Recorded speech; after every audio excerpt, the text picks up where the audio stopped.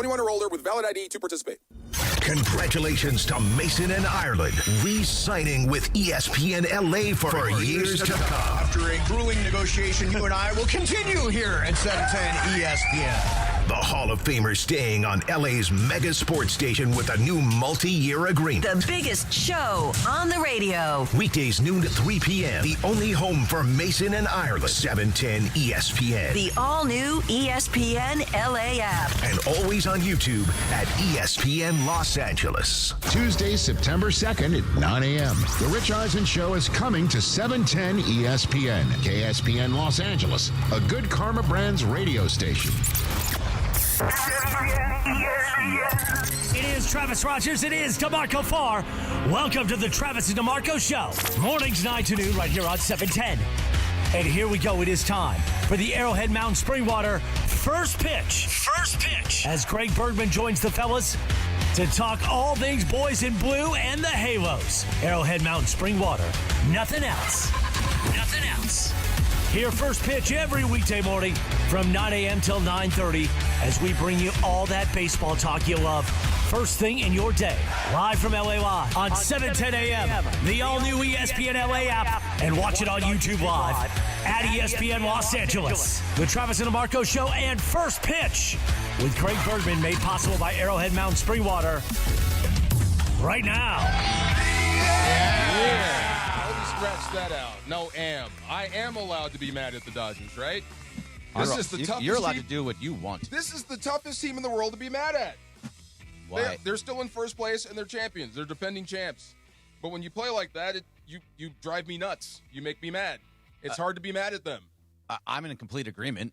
They drive me insane, but they are in first place. But let's say something happens today, and Kershaw loses in Coors Field. They lose 3 of 4. The Padres win. Yeah, and this is just a hypothetical. Yeah. Now you're tied with the Padres going into the Padres series. All of that good fortune you got from sweeping them last week. I don't mind that. I don't league. mind being in a dogfight. I think this is much more fun than being 25 games up. It's a lot more fun. A lot more fun. I just don't like when you underperform. And it's hard even to say the Dodgers underperform when they're defending champs. It is really hard. Oh, they're underperforming. By 100 million miles, but they're it's underperforming. Weird. You are defending champs, and they're in first place. That's last year. But how can you underperform being in first place? That's what I mean. It's hard to be mad. You it's watched yesterday, right? Absolutely. I'm just as frustrated as you are. That's how. It's everything. The last 5 months is how. Yeah. They've been. Last night was the low point of the season for me. It was awful. It was horrendous. Awful. All the way around. It was as bad as it could be. They rolled over early. The guy who we've been saying, just let him pitch more. He can't get through 5 innings. Not yet. He got lit up by a terrible team. They got dominated by a guy named Tanner Gordon. who Tanner, I'm sorry. No, go I'm ahead. sure you're a nice guy. Yeah. Rookie. He was barely of major league quality. ERA was 8. He is barely on. He is barely What the on. hell? He is the worst player on the worst team in the league, and he shoved it down your throat. Had a 3-hitter going. It was embarrassing. They shut out. 3-hit shutout. Incredibly embarrassing. Yes. They played dumb baseball. Yeah. They played bad baseball. They played uninspired baseball. They stunk. It was by far in a game against a lousy team that you had to have, that you should have had, that one of your best guys is going up against a guy who's hanging on by the skin of his teeth to be in this league, and they kick your ass? All over the place. What are we doing here? You touched everything in the building. Yes. In Coors Field, too, which is probably is the easiest ballpark to get to. It is a gigantic ballpark that you should get doubles and triples and home runs pretty easily. They got dominated. It was everywhere. And it was bad decisions again. It was the things that have been happening since in the middle of July, where you're throwing. Instead of throwing, Andy Pa has decided that he wanted to outdo Teoscar Hernandez by throwing to third base instead of throwing to second base and holding a guy to a single instead of giving him a double. Those are those extra bases is what matters in the playoffs. That matters in these types of games. Yeah. It's how you beat the Yankees. That's the You said it last place 1,000 team. times. They look like a last place team. I wish they were so I could properly yell at them. If you watched that game last night, you didn't know who was the team in first and who was the team in last, and you didn't know who the pitcher was that had the 80 ERA and was supposed to be one of the best pitchers in baseball. Do you have it was anything, completely flip-flop. anything positive from yesterday? None. I can't find one positive thing from yesterday. There's usually one or two things you can go, right. okay, there was this. There really wasn't. There wasn't anything. There really wasn't. That was just bad all the way around. That's why I said what I said, which is it was the low point for me yesterday. There was nothing that I saw that made me go, well, at least that happened. Yeah, Joe was okay early. No, he was terrible. No, he gave up 9 hits in 4 innings. He was terrible. He led off with a double. 3 in the second inning. I don't know. I'm trying. I'm talking about his pitching. Right. He had one of the worst Shohei Ohtani games I've seen. What? I got one. something? I got one. Shohei's not hurt. Oh, when he got hit in the leg. That is a positive. He's not. It wasn't in the kneecap. Yeah. Dave does lie a lot, but he's supposed to be in the lineup tomorrow in San Diego. We'll see. Today was a scheduled off day, so that's going to be as long as he's in the lineup, lineup on Friday against the Padres, then I feel good. So you've heard me talk about this. That's a positive. And Greg, I know That you've heard me talk about this before. He's not dead. First of all, that he's alive. He's on alive. this That's earth. a positive, Sure, right? But then I guess everybody's having a great day that's not dead. Right. We're looking for anything. I've said this a million times. You can't play baseball with a closed fist. You can't do it. There's too many games. The reason one of the oldest and truest cliches in baseball is you don't get too high, you don't get too low. There's a game tomorrow. Mm-hmm. There's always a game tomorrow. That's just for 7 months. There's always a game tomorrow. They rolled over last night. They didn't come in with a clenched fist or an open hand. They came in with we're going to win this game because we're us and they're them. And once the game started and they realized it wasn't going to go that way, they had no response. Nothing. That is the time to close your fist. Yeah. That is the time to hit the gas or whatever analogy you want to use. And they didn't. They had one teeny tiny little moment where instead of it being 4-0, it was 5-1. They scored a run on Teo's home run. Yep. And it was, all right, it's Coors Field. Weird stuff happens. Hold 5 and let's see what happens next. They immediately give up a bunch of runs back. Right. Whatever momentum you had is right back out the window. And they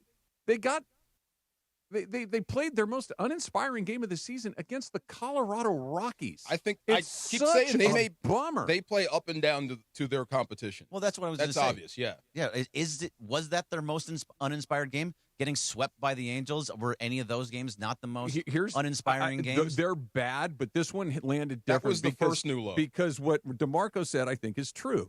There were at least in some of those Angel games, hey, that wasn't so bad. Hey, that wasn't so bad. Sure. We got to see that will win for you. That will win. This was a garbage performance from soup to nuts. It was just bad from almost the opening pitch until the last part.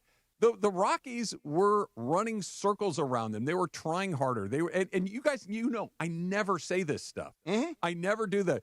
You got to try harder. Yeah. I believe everybody's trying hard every day in baseball, or at least trying to the level that you can play 150 games at. Right.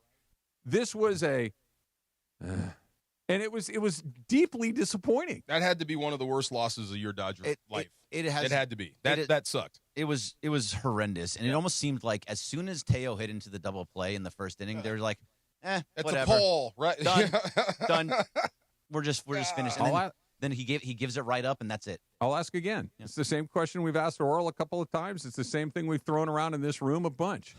Is this who they are? They can play really well. They can play really bad, and yes, I don't know what's coming on any given night. And this is what I mean. This is why it's so hard. This is exactly who they are, and they're still in first place.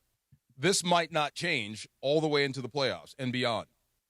And they still might win the World Series. This is why, yes. Yeah, so I don't. So no, I don't think this is who they are. I've been you going back. You still think that the good part is coming? I still do feel like the good part is.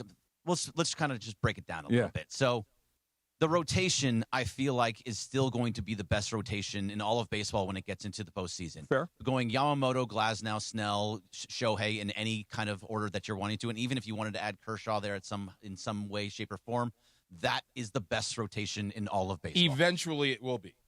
Right? No, well, it's here now. Okay, you have that. Okay, rotation. Okay, go ahead. And good. So I think once they're all fully ramped up, you're looking at guys that are going to go 1-0. 7 innings. Right. Except for Shohei, who's going to go 5, maybe in the postseason. You can't get 6. out of the 5th inning. No, right. It hasn't happened yet. So, They've had the guardrails off of him for a while, but this generally speaking, I agree with what you said. Yeah. So this is the best rotation in baseball once we get to the postseason. I also believe that this offense has started to come around. Mookie's playing better between Freddie and Will Smith. They're trying to battle it out for the batting title. There's more confidence there. Shohei is going to be Shohei, so I believe in that. When Muncy comes back, you feel better about that. You're not going to be using the likes of Buddy Kennedy and Alex Freeland and Alex Call. You're not going to be probably not even Michael Conforto. You're going to be using Edman and Kim and Kike and Muncy, and it's going to be a little bit different. It's a lot of ifs. No, it is. Thank you. You beat me to it. It is, but this is the team that you're going to have. And the offense has started looking better besides what we've seen in Colorado for whatever reason. And then the bullpen, you're getting back this weekend to see what they can look like. You're getting Scott and Yates back. So now you're going to take out some of the other ones. That never happens? I don't know. What do you call an if that never happens? If we keep going this way, we're going to find land. Yeah. If we go this way. So the question was, is this who they are? And for the most part, I think no, because of everything there. But it is that you are what your record says you are, and you are a first-place team, and you're completely flawed. You know this. You're gonna go up and down all season long. And I'm with you. If all this thing actually pans out and they have the best starting rotation in the game, if they can figure out how to play better baseball between the lines on defense, yeah, they'll be the best team in baseball. Will they ever find it? I don't know. Probably not.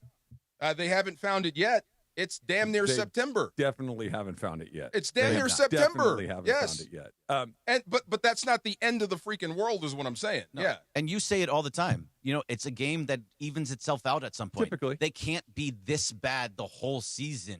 Unless you're just a mid-level 500 team. It's not. This is evened out. This is where they are. They're a little bit better than 500. I don't think they're going to be throwing to third base every single time. Or Sheehan throwing over guys' heads. I hear you, and I hope not. I thought you would have it out of your system by now.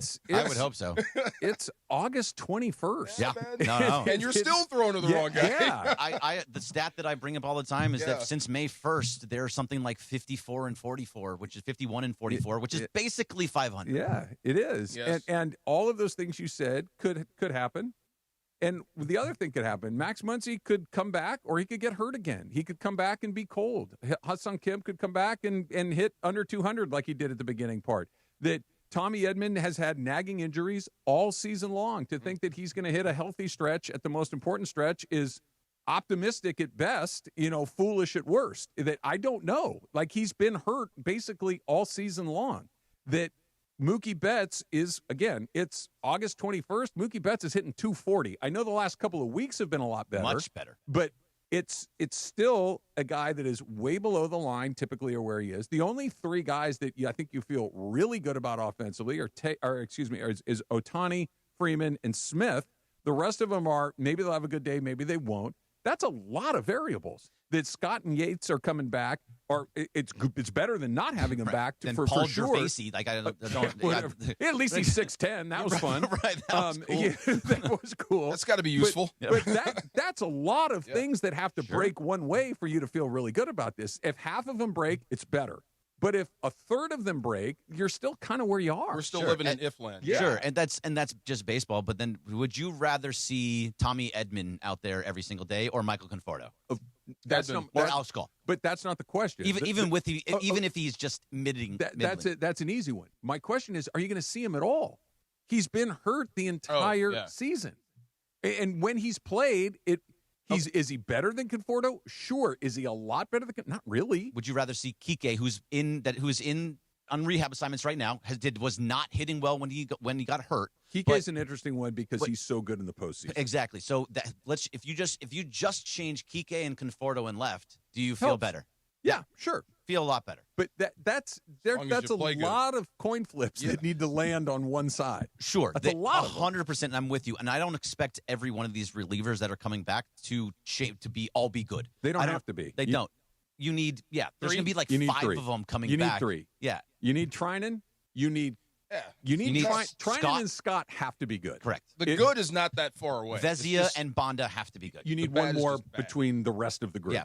Kopech, Yates. Yeah. Speaking of, do you guys think Dave should have done something for Ohtani when he's given up 5 straight hits? Should you have gone and let him work? You should have. Let's talk about it on the other side. On the other side? It's a good question. Because you're damned if you do, damned if you don't, if you're Dave. Let's talk about that coming up in just a little bit. And, oh, by the way, they are asking the oldest warrior on their team to carry him again today, and we'll see whether or not he's up to it. First pitch is always brought to you by Arrowhead Mountain Spring Water. Arrowhead Mountain Spring Water, you've already got yours. Yeah, Snowberry. Nothing else. 3, 2, 1. Love that sound. It's coming up next. Travis DeMarco, 710 ESPN. This is the Arrowhead Mountain Spring Water first pitch on the Travis and DeMarco Show on 710 ESPN, the all-new ESPN LA app, and on YouTube at ESPN Los Angeles. Arrowhead Mountain Spring Water. Nothing else. More of first pitch next on 710.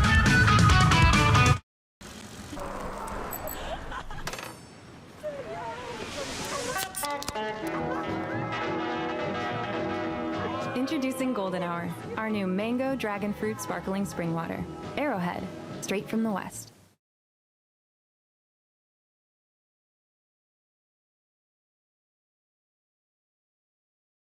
Than an injury can take on you and your life. Call 213-747-2000 or visit normandlegal.com. The law offices of Joseph S. Normand have helped thousands of people like you recover millions of dollars in settlements and verdicts. Visit normandlegal.com or call 213-747-2000. Your recovery is their priority. Labor Day savings are on now at George Chevrolet. Don't miss out on the hottest deals of the summer. Take advantage of incredible Labor Day specials on the top-selling Chevy models like the rugged Colorado, to the family-sized Traverse, or the track-ready Corvette Stingray. And with federal EV rebates ending soon, now is the best time to lock in maximum savings on the full lineup of electrified Chevy models. Hurry in, Labor Day savings won't last. Visit George Chevrolet of the 91 Freeway, Lakewood exit in Bellflower, or at georgechevy.com. Chevrolet, together let's drive. Discover Big League Hydration with Arrowhead Mountain Spring Water, delivering refreshment all season long. Sourced from carefully selected springs right here in the West, Arrowhead is crisp, refreshing, and complete with naturally occurring minerals. Arrowhead Mountain Spring Water, the official water of Major League Baseball. Major League Baseball trademarks used with permission. Hey guys, it's Cappy, and let's talk about Prize Picks because it's football season. Preseason underway. College football is here. Let's all get together and play Prize Picks. I'm excited about the season. What's going to happen to Aaron Rodgers? Is Josh Allen going to continue to produce? What about Joe Burrow? Prize Picks is the simple play. It's so easy. All you do is you pick more or less on 2 to 6 player stat projections. If you get your picks right, you could cash in and win up to 2,000 times your money. And you don't have to get them all right because Prize Picks invented the flex play, which means you can still cash out even if your lineup isn't perfect. You can double your money even if one of your picks doesn't hurt. So let's all do this together. Okay, here we go. Download the Prize Picks app and use the code CAPPY, K-A-P-P-Y, to get $50 in lineups after you play your first $5 lineup. That's code CAPPY, K-A-P-P-Y, to get $50 in lineups after you play your first $5 lineup. Prize Picks. We're all going to have a great season together. Prize Picks, run your game. Gain a global perspective and specialized skills that many of today's top employers are seeking with an MBA from University of Maryland Global Campus. Study online and complete your degree in just 16 months for about $21K. Choose from MBA specializations in global business, marketing, HR, finance, and more. No application fee if you apply by September 3rd. Learn more at umgc.edu. That's umgc.edu. Certified to operate in Virginia by Chev. Oh, could this vintage store be any cuter? Right? And the best part? They accept Discover. Accept Discover? In a little place like this? I don't think so, Jennifer. Oh, yeah, huh? Discover's accepted where I like to shop. Come on, baby, get with the times. Right. So we shouldn't get the parachute pants? These are making a comeback. I think. Discover is accepted at 99% of places that take credit cards nationwide. Based on the February 2025 Nielsen report. This is the Travis and DeMarco Show on 710 ESPN, the all-new ESPN LA app, and on YouTube at ESPN Los Angeles. This is the Arrowhead Mountain Spring Water first pitch with Greg Bergman, talking all things boys in blue and the Halos. Arrowhead Mountain Spring Water, nothing else. Let's get back to first pitch right now on the Travis and DeMarco Show on 710. You like movies, right? Remember Superman 2? When he lost all his powers for Lois Lane? General Zod. Became human. That was a good one. Yeah. Yeah, and then he got his butt kicked in the diner. Mm-hmm. It's the first time you see Superman lose a fight, saw his own blood. Right. It's kind of how I feel about Show right now. A little bit. He seemed human for the first time ever. He actually felt pain. Yeah. And you weren't very good. No, I'm not used to that. Yeah. It was a weird night. Weird, It was right. a bad night. It was a weird night. He got clobbered on the mound. Yep. He took a liner off the thigh. That thankfully sounded off the loud. Stayed in, It was hit one more hard. time. Yeah. Yeah. And I think they showed their cards a little bit by letting him stay in the game. Yeah. That A, stay in the game to finish the inning, and then B, stay in the game to hit again. Yeah. shortly thereafter. Because after he hit, they took him out. And I think what I'm getting at by them showing their cards is, I think they knew that game was important. That if that were a, hey, look, safety first sort of situation. Oh, get him out. Yeah. Get him out. Okay. Like right. the second he gets plunked with that line No, drive. we need this. We, Right. we have to have, let's get ice on this thing, whatever it is you would do for the treatment. But they're like, look, we're going to lose. We can't lose to the Rockies again, can we? Like, because at this point, while they were behind, it wasn't out of hand. It was still, was it 4-0 at that point? I think it was 4-0 at that point. Yeah. So 4-0. Maybe 5. You run into 1 or 2 pitches, and it's a ball. It's Coors Field. You're back in it or ahead. Yes. And they knew that. So this was a, hey, let's. I don't want to say take a chance, because I don't think they would have literally taken a chance. But instead of being incredibly cautious with what they were doing, they decided to let it roll. I think they kind of told on themselves a little bit of how important that game was. Yeah, it does feel like that. And also, he's the type of guy that just stays, because he was a guy that basically tore his shoulder off in the World Series, and then he came back the next game. And he did bat one-handed, essentially. I don't think he got another hit. Running right. to second, I don't think holding he his shoulder. He was holding his shoulder as he was running You the get bases. the benefit of the doubt forever. We talked about it yesterday. How tough he, super tough. Yeah, he doesn't miss time. He posts every single day. If this didn't matter, you would yank him. But you had. Yeah. Should Dave have gone out and saved him from getting lit up? He was getting lit up. I mean, if it wasn't Show and you didn't, I guess you're still in an experimental phase with him. So right. You're still trying to. The exploratory phase. Yeah. But normally you would go out and get that guy. It's right on the edge. It's right. In Coors Field, you probably wouldn't, because what you're expecting is a bunch of runs from your offense. Like, in Coors Field's like the only ballpark in the major leagues where you're like, as long as we only give up 6 or 7, we probably win the game. Still have a shot. And he was right on that cusp. It was 4 runs through 4 innings, and it's like, do you go get him or not? It was thinking? close. Go get him. But nobody could get him. He's got a fall guy. Oh, look at you. Dad joke of the month. Oh, my God. He's not wasting any time, folks. Civil courts, federal courts, they all can't get him. well Nobody done. can get Well him. done He's there. got Okay. But no, I didn't think you go get him, because really, when it got to the 9th inning, the top of the 9th, and they did get those 2 runs, I was like, they could easily start putting a bunch of runs It was together. too late. They had 2 outs by the time they started. It's to score. never too late in Coors Field. So when you're watching, you're like, okay, they have a couple on base. I'm going to reject that, because that was the equivalent of your 12th man hitting a couple of threes in the end of the 4th quarter when you're down by 30 Most points. likely you That lose. was like, he can shoot. No, he can't. No one's guarding him. 99% of the time you lose, but there's always that 1% where you're like, oh, wow, you put up 10 runs in the 9th inning. If it were the because it's 8th inning, Coors Field. I would have been with you. That was one of these. Would have just end the game. Okay, so I wanted the game to end. I wanted to watch something else. When we're talking to kids about this stuff, and you're going to have success and failure, it's what you do after you have a game like this is all that matters at this point. You can't get this one back. How do you think they bounce back? How do you think they recover from this? Because this will tell you who they are. Because this is going to happen. It's Didn't been we happening. say that after the day before? Didn't we say that after they blew it against the Cardinals and they played the Blue Jays? Like, okay, they responded, and then they got swept by the Angels, and then they responded, and now they've lost. This is losing to the Rockies, though. But the Angels aren't. I mean, they're better than the Rockies, but not by a million miles. Like it's literally 1 step forward, 1 step back, 1 step forward, 1 step. They're just stuck in the mud. And now look what you have for today. So if you actually look at what you're putting out there, you're putting out Kershaw, who has always been the stopper. The last time he went out there, we talked about that he was that stopper yet again, and he was great, and he's been really good. Great again today. Pull the car over, Dad. He does. Yeah. but you're missing your superstar. Yeah. Shohei Ohtani is not going to be playing for you today. So now Mookie Betts is probably going to be the leadoff guy because he didn't play yesterday. Right. So now it's going to be so if you're still going to have Alex Kennedy out there, Buddy Kennedy. Buddy Kennedy. Thank you. Great name Alex, for a dog. Trust me, you're not going to have to remember it for much longer. No, right. Alex Freeland, Buddy Kennedy. That was kind of mean. I would wasn't assume it? Alex Call or Michael Conforto will be in left field. Yeah. So Miguel Rojas will be out there. You're not going to have a lot of big name dudes out there for this offense to really click. Greg, you're right, but can I add something to it? Yeah. You cannot reasonably say that the Dodgers are shorthanded against the Colorado Rockies. I don't care who they're putting out there.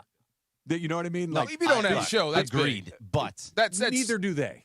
Okay, so what you do have is Mookie Betts, Freddie Freeman, Teoscar I still Hernandez, think you're better Andy without Pajas. Shohei. Right. You're better. Yes. They are. You're still a better team even without by Shohei. 100 million miles. You just have to play better. So this idea that Shohei's, he's not playing, I don't give a damn. Who's your DH? Probably Will Smith. Will Smith, yeah. Oh. So that means Dalton Rushing will also be in the lineup. So now you have to add Another guy that doesn't hit. Another guy that doesn't hit. So you're going to at least This have gets 4 better or and 5 better, doesn't guys that don't hit in your lineup today. But if they were playing the question Padres answered. shorthanded like this, if they were playing the Toronto Blue Jays shorthanded, if they were playing the Brewers shorthanded, you're like, they're short. They're playing the blanking Rockies. Enough. The Rockies don't know they're the Rockies right now. The Rockies they just beat the Dodgers. The Twice. Rockies have won. Yeah. The Rockies have won 7 of 10. I'm just putting out devil's Right. advocate Go here. ahead. No, they you're have right. more wins since the All-Star break than the Dodgers. They're better than the Dodgers right now. But they are. They are. But here's the thing. Everything you guys are saying is true. But it's not like the Rockies are good. It's just that the Dodgers are that bad. They should win this game. 100% they should win this game. If they lose, we're going to come in here tomorrow and we're going to be very, very angry and annoyed. That's going to happen. Tanner Gordon locked them up. Tanner Gordon. 7.98 ERA going to that What was game. your tweet? Which one? Oh, my tweet. Yeah, your tweet had me dying. What was your tweet about Cy Young? What was it again? All right, let me just get it. Yeah, Hold on. it was good. It was great. Made me laugh. It was, if you're a pitcher with an above 8 ERA, don't worry. Just play the Dodgers and become a Cy Young candidate at Coors Field nonetheless. Wow. I mean, says it all. It was it was a bummer last night. I don't like seeing Superman bleed. I don't like seeing Not fun. Shohei not deliver. Yeah, well, as it was happening in real time, you're first like, did that hit him in the knee? And then when he chased the ball towards the first baseline, he kind of jumped in the air and tried to twist and throw. He didn't end up throwing it. Yeah. And then he landed what I thought was, I'm like, did he just twist his ankle? Like, is this a knee thing? And I guess the best case scenario is it hit him in the meat of the leg. Well, so it's probably painful, but it's not going to do any That's damage. a toughie for you two. If you do lose this guy, do you lose the World Series this year?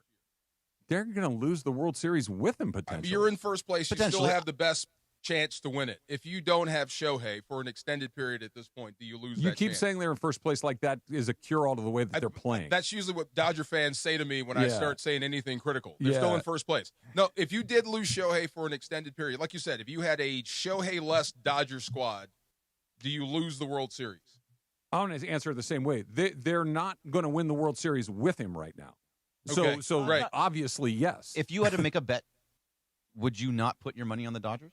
I would. To win Right the World now? Series? Yeah. No, just in general. Yeah. Yes. Right now, because what's no, going to come? What doesn't? I would not. Now, I would not feel great about picking someone else, but they're I just playing really bad baseball, and that's hard to turn that ship But if around. you just woke up from a coma and you were just going to place a bet, you'd probably pick the team with the most wins or something close to it. But that's not them.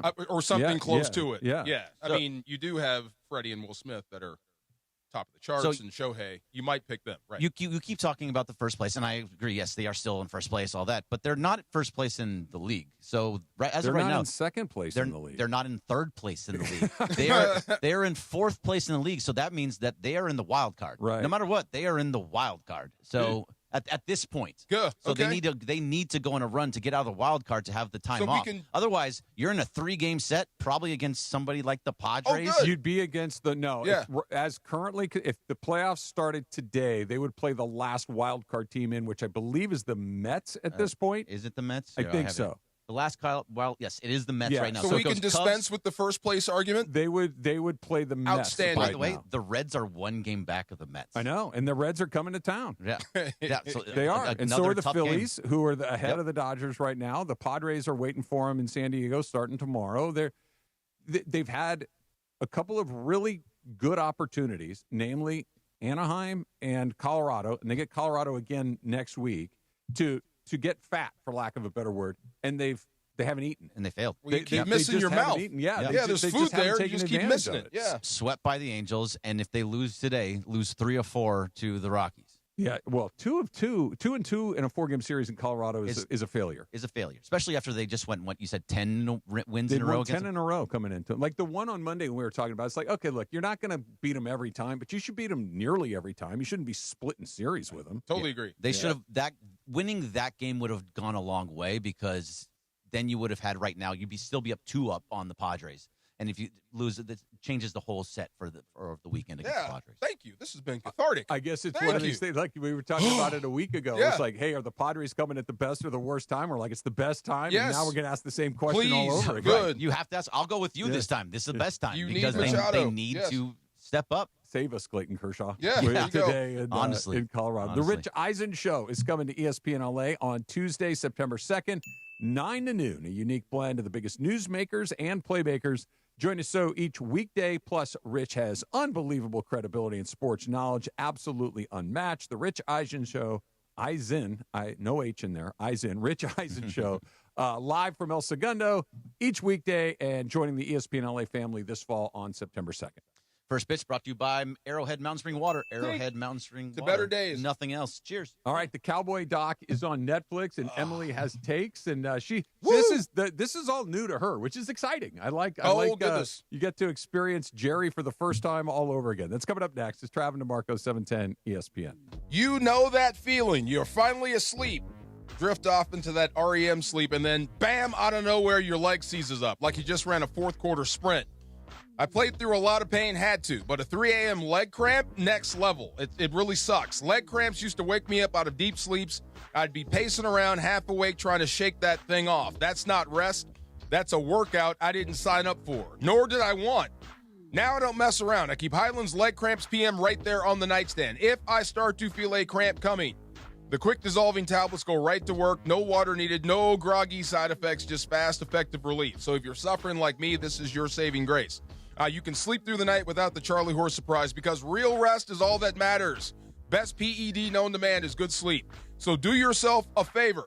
Take back your night and get the sleep your body needs and deserves. Pick up Highland's Leg Cramps PM today at Walmart, Walgreens, or CVS.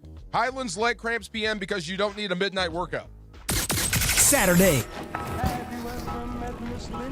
She's a gal with the bright red hair. Now she stands out from all the rest. You know her anywhere.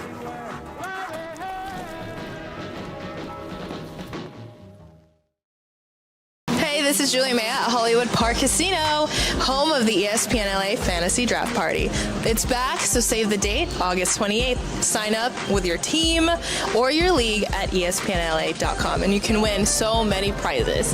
We'll have Sedano at cap, 3 p.m., and the draft starts at 6 p.m. So park, party, and play with us at Hollywood Park Casino. Flooring, every day is a deal, no gimmicks. Call 866-62-FLOOR or visit them online at hernandezwholesaleflooring.net. No sale beats wholesale. Get ready for the ultimate freestyle experience. Monster Jam Freestyle Mania, presented by Spin Master. For the first time ever, Monster Jam trucks team up with freestyle motocross bikes to deliver gravity-defying skills and thrills. See one-of-a-kind FMX bikes designed to match your favorite iconic Monster Jam trucks. Cheer on Team Gravedigger, Team El Toro Loco, and more. 2 times the freestyle action, full sad family fun. Coming to Crypto.com Arena this weekend. Brought to you by BKT Tires. You have to see it live, so lock in your seats today at MonsterJam.com. Have you been impacted by the Southern California wildfires, like Eaton and Palisades or other related fires this year? You're not alone, and you don't have to recover alone. Join us for the Ashes to Answers, a wildfire expert panel event, August 23rd at the Westin Pasadena. The event is free and hosted by the Rise Relief Project. We support those impacted by the wildfires with supplies, resources, and emotional care. Get real answers about insurance claim recovery, rebuilding your home, and your real estate options. Learn how to speed up your recovery and find out if you qualify for a wildfire class action lawsuit. Our team of experts, legal advisors, and community partners will be there, offering resources, support, and critical aid. In times of crisis, you need more than hope. You need help you can count on. Rise California. Relief, intervention, support, empowerment. Call 800-484-RISE or log on to risereliefproject.com to RSVP. Register now and receive a free gift at check-in to the event, August 23rd. 800-484-RISE. Actual price will depend on product and subscription plan. Featured products are compounded drug products, which the FDA does not approve or verify for safety, effectiveness, or quality. Prescription products require an online consultation with a healthcare provider who will determine if appropriate. See website for details, restrictions, and important safety information. Want a boost in and out of the bedroom? Hims has you covered. Introducing a new 2-in-1 approach to level up your game. Tadalafil for better bedroom performance and zinc for testosterone support. Put it all together and you've got what you need to turn things all the way up. Getting started is simple. Just go to hims.com/joy to start your free online visit. Through Hims, you can access ED treatments including pills, chews, and more. 100% online. No office visits, no pharmacy lines. Just fill out a simple intake form and a licensed medical provider will determine if treatment's right for you. If prescribed, it ships free and discreetly to your door. Find affordable treatment options at up to 95% less than brand names at hims.com/joy. That's hims.com/joy, HIMS.com/JOY. You are listening to Travis and DeMarco on 710. One specific request. I don't have to pay attention, care, or try. Yes. More Travis Rogers, more DeMarco Farr, right now.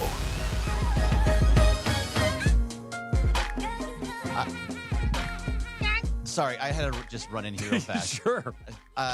The Dodger lineup came out, and I am so sad for Clayton Kershaw. Now? Yeah, this is a lineup. That's nothing else to say. Mookie at short, Freddie at first, Will Smith at DH. 1, 2, 3. Only 3 Hall of Famers off the top. Okay, yeah. Go ahead. Not so bad. All right, then it goes Michael Conforto in the cleanup spot. Well, he's dangerous. Oh yeah, he's really good with that 180. That's actually true. Average. He is dangerous. Then Alex Freeland, I think, has 3 hits total for this team. Dalton Rushing is batting 6th. Great. Andy Paz in 7 kind of helped that bottom of the lineup. Yeah, really get stuff going at the bottom there. Alex Call, who had been good, he's in right field, and then Miguel Rojas. Okay. So that is that's a lineup. That is the proper temperament right there. That is it. That's how you should feel. That's how you should sound about the Dodgers right now. That is a lineup. Very upset. I'll let you guys. Snarky. No, don't leave yet. I got something. I have something for you. We're not done. I have something for you, my friend. Conforto is your easy. Sure. What? You ready? Yeah, I'm ready. Not really, but I am.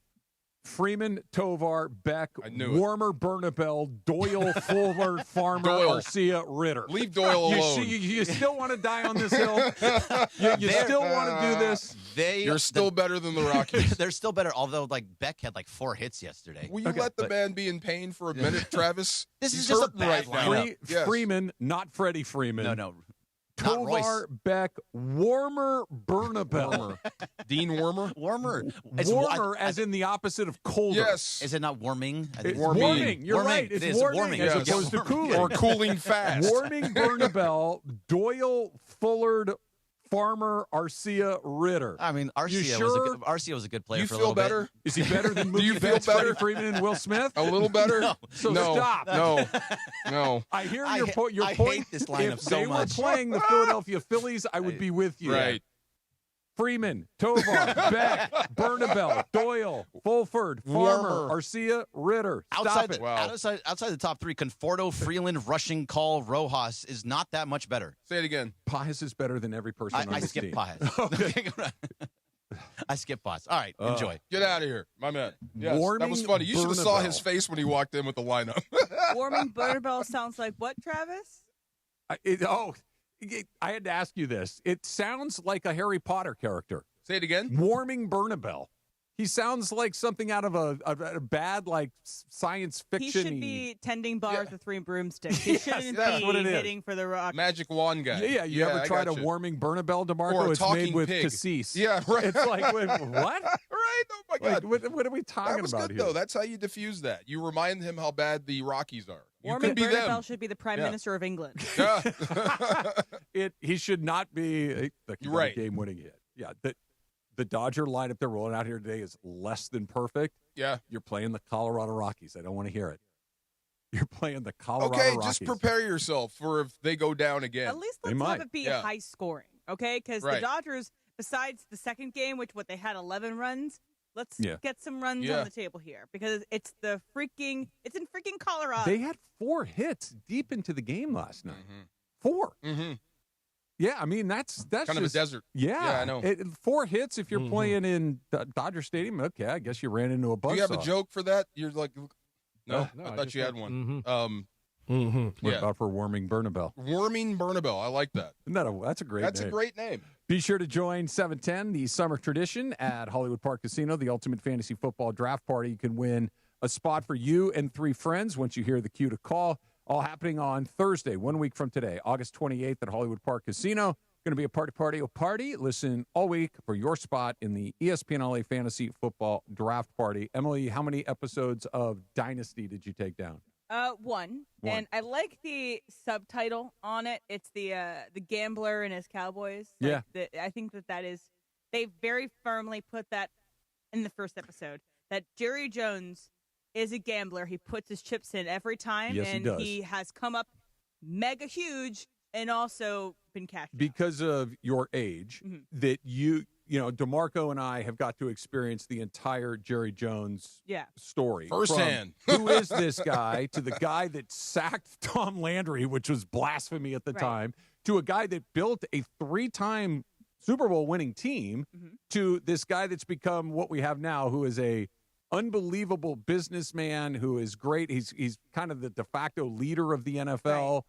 But it's also your team always face plants at the worst possible time. You got to see the first part of it for the first time. DeMarco, have you seen any of this? Not yet, but so like you said, I lived through it. So this is going to the fun part for me is going to be seeing your reaction to all of it. So the first episode is all I've watched, and the first episode, it introduces you to Jerry in form of a financial gambler. That he is a guy that had not as much money as he has today, but put all the chips in on one thing, and it really blew up. Did you know his story? I knew he came from gas and oil. I knew that's where he made his money. I knew that he was a member of the Arkansas football team, but that was about it. I kind of knew it. I didn't know the alpha. I didn't know where he started, but I just, when I came into it, Jerry was a billionaire already and rich and powerful. I will say they don't really get into super details about how, but basically that he bought an oil rig. He was a wildcatter, which and that is, they would speculate on wells that had run dry, basically. Yeah. And the gamble was there's probably still some in some of these, but there's no guarantee. That there's any. That you're it's gambling. It really is just gambling. I bet at the beginning of a lot of millionaires and billionaires is a gamble. Oh, sure. That paid off. Oh, I sure. bet there's a lot of broke people. It went the other way. Exactly. So he puts $800,000 into this, and then he ends up ultimately long-term hitting big, getting $100 million. Okay, so he hit it big. So here is the first episode takes you from how he made his money into him buying the team, and it kind of tells it like parallel timeline, where Michael Irvin's a lot in the first episode, Jerry Jones is most of the first episode, and it's how he bought the team, and then they were like, oh, this guy from Arkansas, what?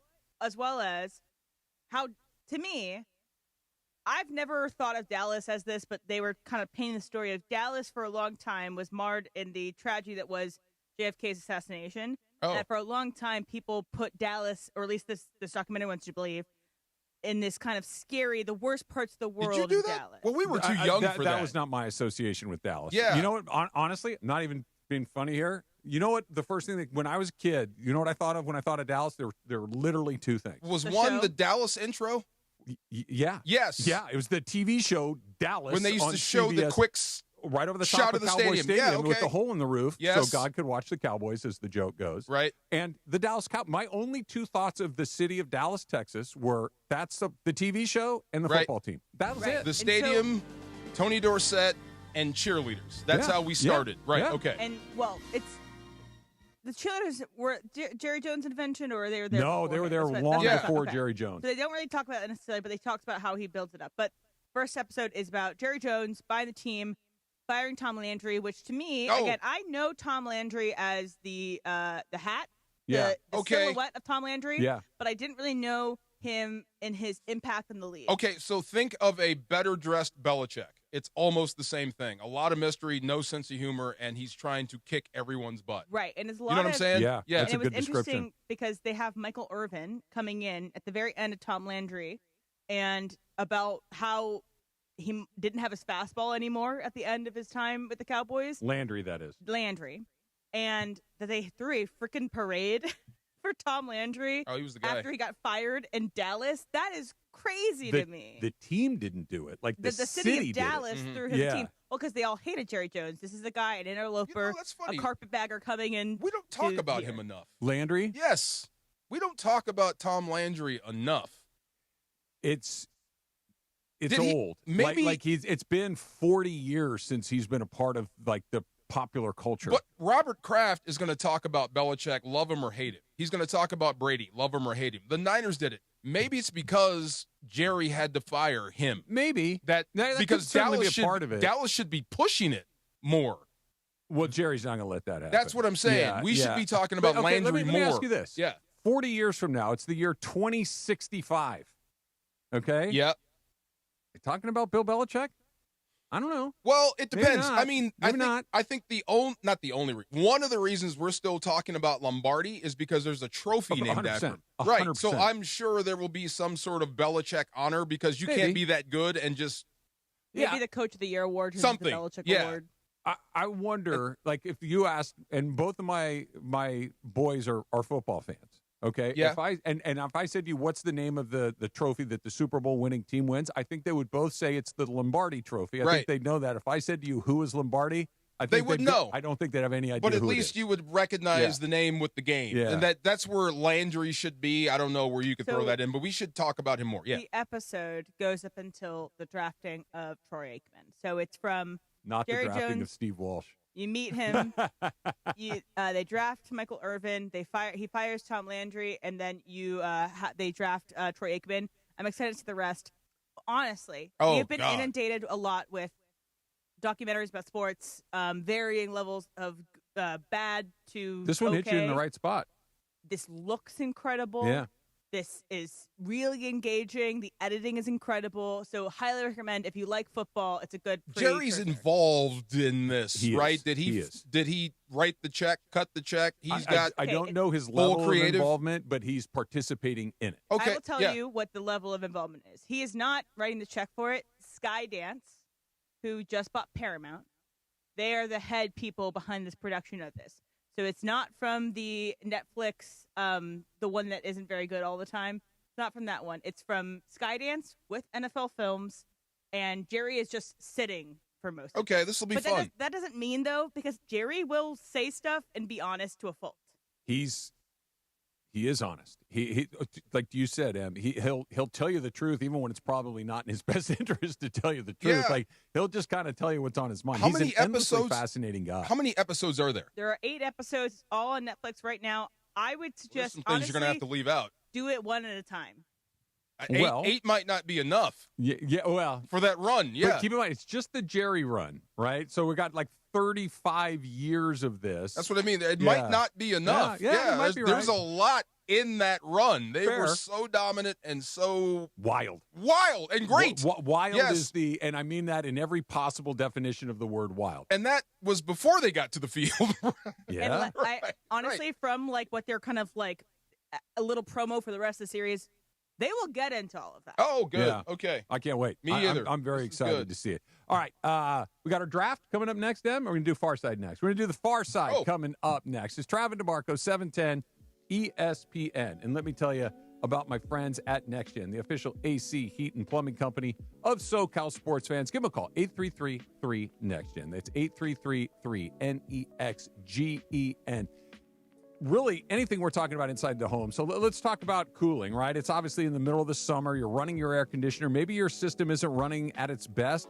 Have them on out to see if they can fix it, see if it can run a little bit better. And if they can't get that going, they can, of course, replace your entire system. They've got unbelievable financing. They can get new systems up to $5 a day. You're not going to beat that.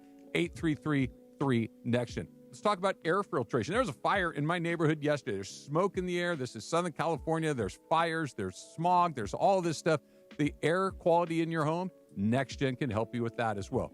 Any plumbing issue, large or small, NextGen's got you covered on that. You see what I'm getting at? They can help you with just about anything inside your home. 833-3NEXGEN. 833-3NEXGEN or nextgenairandplumbing.com.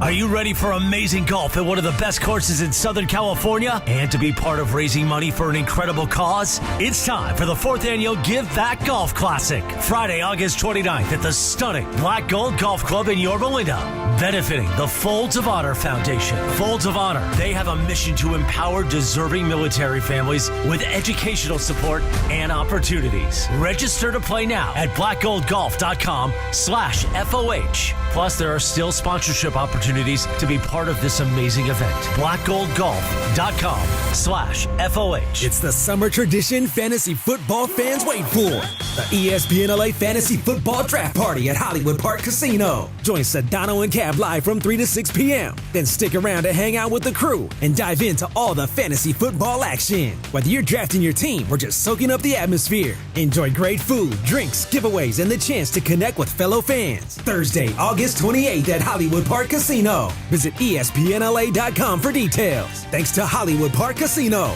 Park, party, play. Hey, it's Chris Morales. You know, we joke around a lot that I almost died, which I almost did. I had severe heart failure. That's when I went to a Providence hospital in the emergency room. And here's the thing about heart care. It begins with trust. That's why Providence takes the time to listen, understand, and earn yours before making any decision about your care. For me, if it wasn't for Dr. Cobb and Katie Cornella at St. Joe's in Orange, they made me trust them and they made me know. And my health and my life were going to be even better once I got out of the hospital. Providence, caring with compassion in Southern California. The John Deere Gator XUV lets you cut, pack, drive, scout, weld, stack, feed, pull, load, tow, spray, and haul, all in a single day. Because with the highest cargo box volume in its class, customizable features, and a towing capacity of up to 4,000 pounds, it gets the job done. You just have to get in the seat. Learn more at your John Deere dealer or visit johndeere.com/GatorXUV. Empower. Tim collects bobbleheads. A lot of bobbleheads. Baseball bobbleheads, race car bobbleheads, little chihuahua bobbleheads. He's got an entire room strictly for bobbleheads. Does he need them? No. Is his wife mad about it? A little. But Tim works with Empower, and he got good at money, so he can be a little bad. Ooh, horse bobblehead. Classy, Tim. Empower. Invest well, live a little. Start today at empower.com. You never have to miss a moment of LA's mega sports station. Get the all-new ESPN LA app. Just search ESPN LA in your App Store or Google Play. Download, tap, and bam! You've got 710 ESPN in the palm of your hand. The most followed sports radio station in the world. In the world. That's right. In the world. 710 ESPN. You know it. Yeah, tell your friends. At ESPN Los Angeles on Instagram, Facebook, X, YouTube, TikTok, and Twitch. We're naturally entertaining. Yes. LA's mega sports station. 710 ESPN. And yes, welcome to the Travis and DeMarco Show. Now mornings, 9 a.m. to noon on 710 ESPN, your destination for LA sports. Let's get back to the fellas. The Travis and DeMarco Show continues right now. You unlock this door with a key of imagination. Beyond it is another dimension. A dimension of sound, a dimension of sight, a dimension of mind. You're moving into the land of shadow and substance, of things and ideas you've crossed over into the far side. I'm in the far side. You're in the far side. Go. It is the middle ground between light and shadow. Do you know what helped? 4 or 5 hour ride. I jumped in the ocean. It helped. Between science and superstition. I gotta feel quick. I gotta feel quick. I gotta feel fast. I want to feel naked out there. And it lies between the pit of man's fears and the summit of his knowledge. The far side. I do not remember, and you guys probably can't help me. Do you guys remember when MC Hammer dropped the MC and just became Hammer? Anybody? Help you with that. No. I'm assuming it's somewhere in the 90s. I know this, like after 1990, because the only reason this came up is we were talking about Dallas, and the first time I actually had to go to Dallas to play the Cowboys in a preseason game. And I couldn't have been, I will tell you, I couldn't have been scareder. Is that a word? More scared? More scared. Scared to death the night before. This is when they still had that O-line. Oh, that was just chewing people up. And there was that guy, Alonzo Spellman, the dude. I remember him. Right. His arms came Down to past his knees. ankles. Yeah. He started using hammer in 1995. 1990. Oh, this is perfect because it was like 95, 96. So just watching tape of them. This is preseason. And Alonzo Spellman was 6'5", 6'6", Ohio State kid. Yeah. 300 some odd pounds with no body fat. So he was a next level athlete back then. And I'm watching him on tape just get freaking annihilated. And I'm like, oh my God, I'm not even close to him. And I got to play these guys tomorrow. I couldn't have been scareder or more scared in my life. So this is Larry Allen, Nate Newton, 2-A. Right. Yeah. Eric Williams. Who was scarier than Michael Myers. Yeah. So just going down there. And then the specter of walking into Dallas. And it's a whole different thing because I'd been a player's rep my entire life, or at least from my second year on. So I knew that we are a Reebok league. We are not supposed to advertise or talk about gambling or casinos. Sure. You walk into Dallas, Nike's everywhere. They got advertisements for casinos. Like, wait a minute. I thought we weren't. How is this legal? Yeah. This is how you realize the Cowboys were different. So we're getting ready to play, and I'm standing over there, and I'm reconciling. And I've been scared before, so I'm just getting into that mode where I don't care what happens to my body. Then I turn my gaze across the field to take a look at Emmett, Troy Aikman, and this whole line. Getting ready to see who we're about to play. And the thing that struck me was I couldn't see Emmett's feet. From one sideline to the other, I couldn't see the man's feet. Then I'm like, it's up. The crown of the field was so big that it cut off his feet from like mid-calf down. Wow. Like the field wasn't even regulation. Yeah. It was built for them to run downhill. Yeah. And no one's going to tell them they can't do it. No wonder they're running people over. This feels like freaking rollerball. Yeah. And we're the I guess the Washington General. It's just weird. And then you watch. This is a preseason game? This is a preseason game. And then you watch Aikman warm up. And it seems like, you ever seen like those, you like Lonesome Dove. Yeah. We love cowboy movies. Yeah. He looked like the well-dressed cowboy. Okay. The fastest draw in the West. His guns were shining. You know what I mean?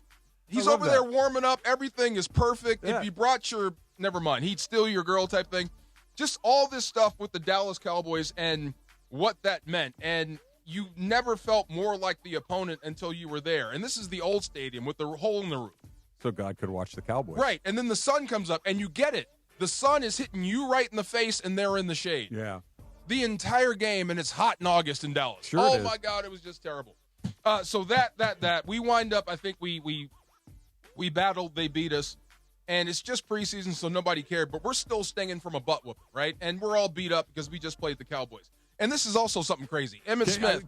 Yeah, go ahead. Like, for people that don't understand, the preseason when you're talking about we played. You guys played. We played against each other a lot. Yes. And the games were they didn't count. And I think this was 2 or 3. So they played at least 2 quarters. That's what I'm saying. Like it was a real football game for at least half the game. Right. Yeah. Mm-hmm.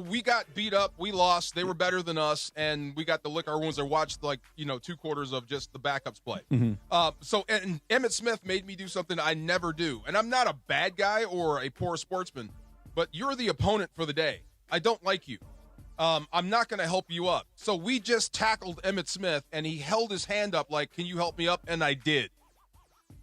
You know what I mean? Because it was Emmitt Smith. It was like a celebrity. Like, you're not even a football player. You're something different. It was really strange.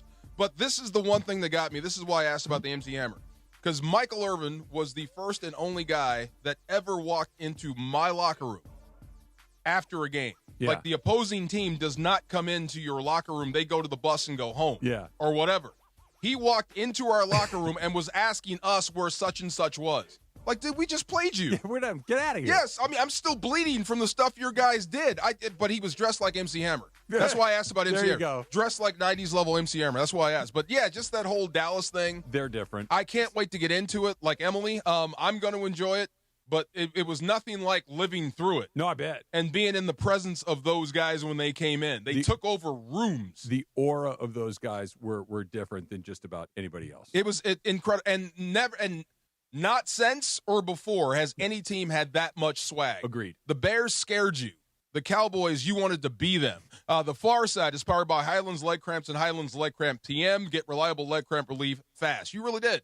The Niners were the first where I actually saw high-end cars. Jerry Rice showed up in a car. I had no idea what it was.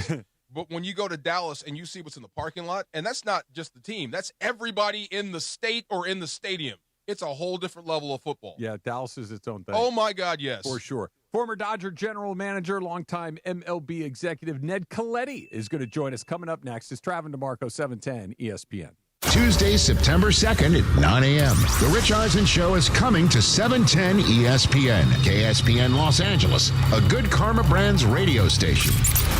Don't navigate the legal system alone. Hey, it's Travis. At the personal injury law offices of Joseph S. Normand, they will fight tirelessly to get you the max compensation you deserve. Joe and his team understand the emotional and financial toll that an injury can take on you and your life. Call 213-747-2000 or visit normandlegal.com. The law offices of Joseph S. Normand have helped thousands of people like you recover millions of dollars in settlements and verdicts. Visit normandlegal.com or call 213-747-2000. Your recovery is their priority.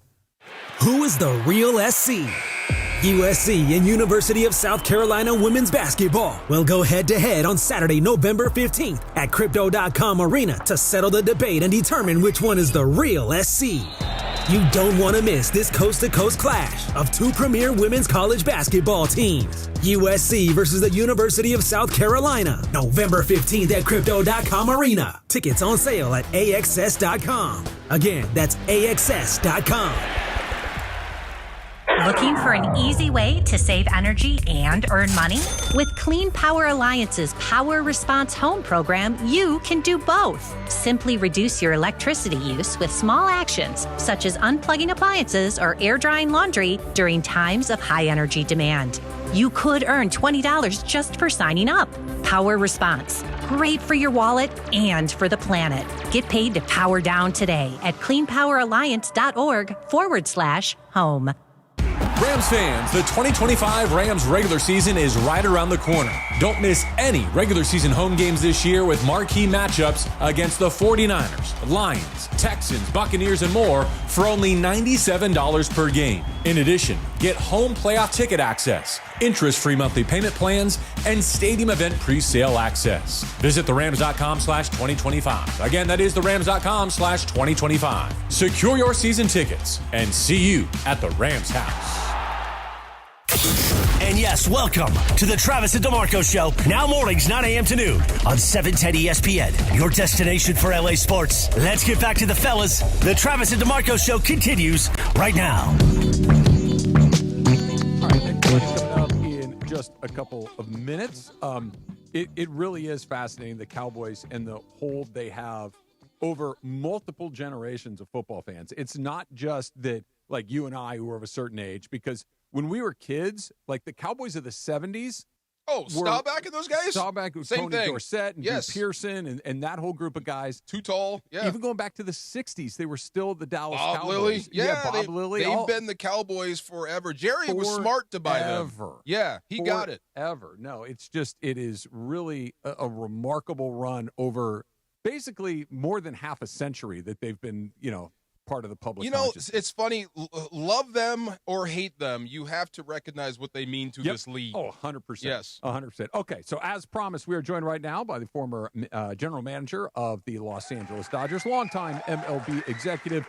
Ned Colletti is joining us, who's got a great event coming up on August 28th we'll talk about in just a sec. How you feeling, Ned?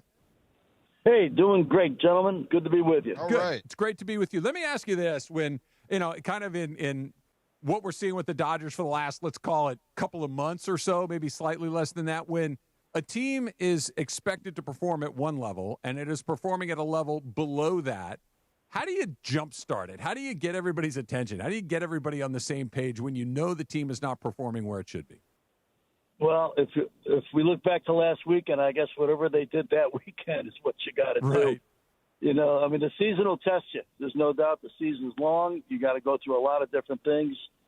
They've been hit by injury, as we've talked about many, many times, I'm sure. But, it's the other team's getting paid, too. The other team competes, too. The Dodgers are always the team everybody's looking at. So that's a little bit of it. And it's tough to win. We should never take that for granted. But how they played against San Diego tells me this. While they're flawed, and they do have some areas that I would be concerned of, bullpen for one, I still don't know that there's anybody better. because I think everybody's flawed. For San Diego to come into L.A. last weekend and play the way they did, and the Dodgers to play the way they did, I mean, you can't tell me that San Diego has proven really since Game 3 of a year ago in the playoffs that they're better than L.A. So part of it's playing against the league, playing against the game itself. The other part is who's better. This is true. So, Mr. Colletti, I don't know if you remember me. I used to call you that on the radio a long time ago. They made me call you Mr. Colletti, so I'll keep doing it. So, Mr. Colletti, I do realize this. There is no panic in baseball. There's really no panic in sports. No one panics. It's the pay leagues. But there does come a point where I guess you start to lose some hope. Are there valleys enough in baseball, in a baseball season, to where you would lose hope no matter how good you are on the roster? Well, I would never lose hope. I would be concerned and I would be disappointed sometimes by performance or lack of performance or lack of focus.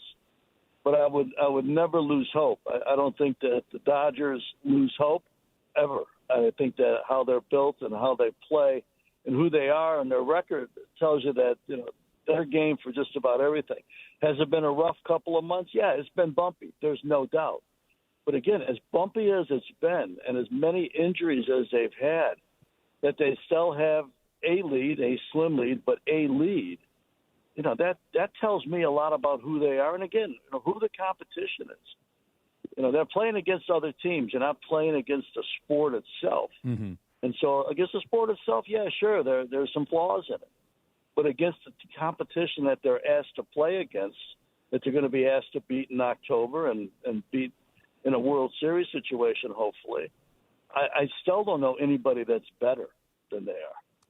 Former Dodger general manager, longtime MLB executive Ned Colletti joining us here on the Trav and DeMarco show. And DeMarco and I, Ned, have talked about this a little bit. And, because Shohei Ohtani is Shohei Ohtani, and he is one of one, and I'm not suggesting that those are easy to find or you will ever find another one. But do you think, and I'm asking you kind of put your scouting hat on here, because of the success of Shohei Ohtani, will teams, scouts, general managers be more willing to at least accept the idea of a two-way player moving forward? Will we see more guys that can do both? Maybe not at the level of an Ohtani, but a guy that can pitch in the major leagues and also, take regular at-bats in the major leagues.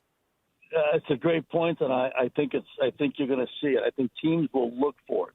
We've actually seen a little bit of a hybrid of that the last 5 or 8 years, that you'll find players that played one position their whole career, and now suddenly they're playing different positions. I mean, look no further than Mookie. Sure. And look at the versatility of a Kike and on, and the whole thing.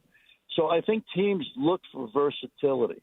That may be the all-time versatility, a guy that can lead off, hit in the middle of your lineup, be a run producer, and also be one of your best pitchers. I think teams will look for that. They're always looking to be able to maximize a roster. And there's no doubt what he does maximizes a roster. They play with really 27 players because they've got one guy that they can use in either role and be good at it. So, but I think that'll be a coming trend. I bet you in the next 5-10 years, you'll have maybe 10 to 15 players, not to the level that Shohei does it. Sure. But you'll have 10 or 15 players who do it. Like, for instance, I remember hearing this name a lot, that he was a great pitcher in college, et cetera. So, like a John Olerud, who played a long time in the league, that he had an arm that would have allowed him to pitch at the big league level. Will there be 15 of those in 10 years? Well, Olerud was another great player, great hitter. Again, I don't know that. I think that Shohei is so different because not only does he do both, but he does them at such an extreme level. I scouted him before he signed with Anaheim, and I thought he was going to be the pitcher and not necessarily the hitter. And I was so wrong on that. But I think you'll find people that will do both. To find somebody that will be as good as John Olerud was, I think will be a challenge. I think it'll be nigh impossible to find somebody who's as good as Shohei, who's going to be able to do it. Now, in time that will happen. But in the next 10 years, I don't know that you're going to find another Shohei at any point in time in the next 10 years. But I think that you'll find players that'll have value in both roles. But it's going to be tough. And we're seeing now, and we're going to see the rest of the season and into the off season, the toll that doing both does take. Because it is not that simple. It's not a video game, although some days he makes it look like a video game. It's not a video game. And so you're talking about two different preparations for it. Clayton, nobody talks to Clayton before a start. I mean, he's got this routine minute by minute. Well, for every fifth day or sixth day, Shohei's going to have that type of routine. And then the other days, he's playing. He may be playing in the field at some point in time. That he DHs and pitches is one thing. If he ever starts playing defense again and pitching again, that'll be yet a whole nother level of wear and tear on the body and on the mind to prepare in two drastically different ways. But I do think that you'll see players that'll be able to do it. Again, to his level, I don't think we see that maybe ever. That's a great point, Ned. Can I call you Ned? Is that okay? Absolutely. I don't know who told you Mr. Colletti, but that's cool. Whatever. Good. Let me unbutton the top button and loosen up a little bit. I have a question for you. Okay, so as a member of a team, I get it. My clearance only goes so high, and sometimes you're on a need to know. But this whole Mookie Betts going to right field thing, it seems easy to me. He's the best right fielder you have, but it seems like there might be something in the way of moving. What am I missing about moving Mookie back to right? Well, it's whenever the first, and this is just a generality, the first change people want to make at anything, change a position, change a manager, change a coach, whatever it is, the first part is always easier than the second part. And the second part is who's going to play at short right now. That's better offensively than Tio, okay? If Tio's going to lose a little bit of time or if you're going to move Tio to left field. You've got to there's so many different dynamics to it. It's a simple thing to say, well, he's the best guy. We ought to put him out there. I've had the same thought. But I also know that it's far more complicated than that because you need another player that's going to play at a very high level at a key position. To me, there's two positions you can't fake in baseball. One is the catcher, but besides your pitcher. One is the catcher and one is the shortstop. Not everybody can do either one of those. It's a special player that you're going to run out there every day to do that. That Mookie's improved the way he has is remarkable. I'm not surprised, but it is remarkable. But I think as the time goes on, we kind of all, there's another generality. We look for like a specific answer at a specific time. What's the opening day lineup going to be? Well, whatever it is, you know what it's good for? It's good for one day. One day, yeah.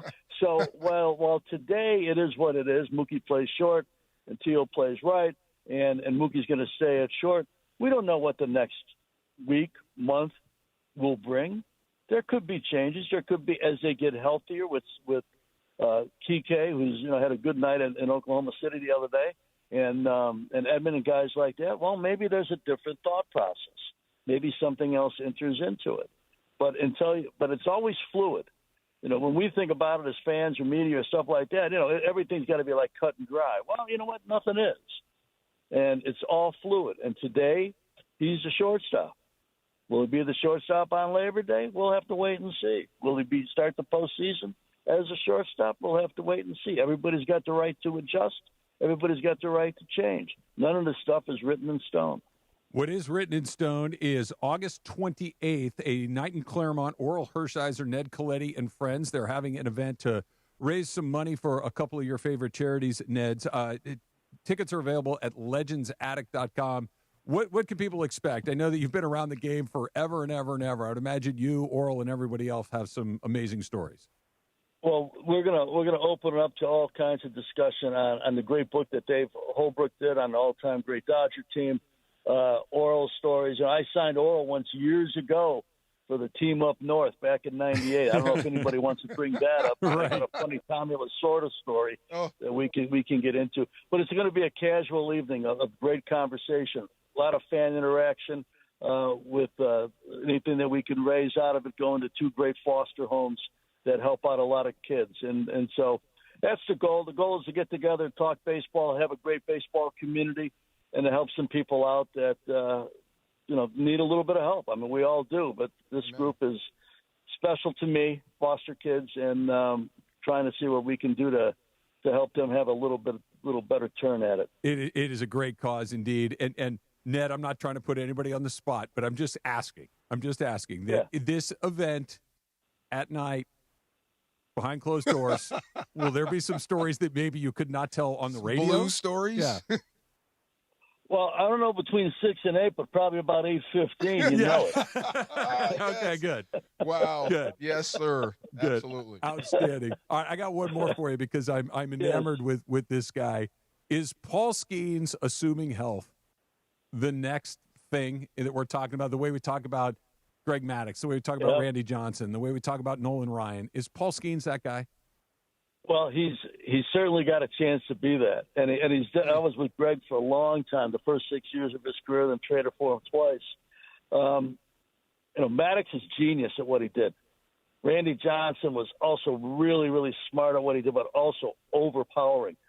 Paul's got almost the overpowering aspect of it, and I don't know him well enough to know what the thought process is, but if his thought process is 70 or 80% of a Greg Maddux type thought process with the ability that he has, pending great health, the sky's the limit for this guy because he is special.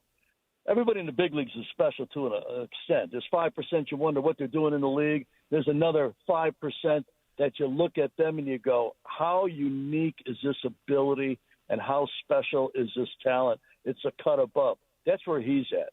And, that we'll see how it goes. A couple of years doesn't make a career, but he's certainly got the makings of it, and his compete is off the chart, as is his stuff. So if the mind works like to compete in the stuff, you're going to have somebody really, really special. That's Ned Colletti. He will be with Oral Hershiser and friends. Of course, the incredible art of Dave Hobrecht as well. It is coming up in Claremont. It is August 28th. And if you want to hear some unbelievable baseball stories and help some unbelievable charities as well, you can go to legendsattic.com, the place that DeMarco and I go a whole bunch of times. All the time. Legendsattic.com for your tickets. Appreciate your time, Ned. Thanks you, sir. So much. Hey, thank you, guys. And I thank Eddie and Oral for doing this. It's great for them to do it as well. Thank you. You got awesome. it. You got it.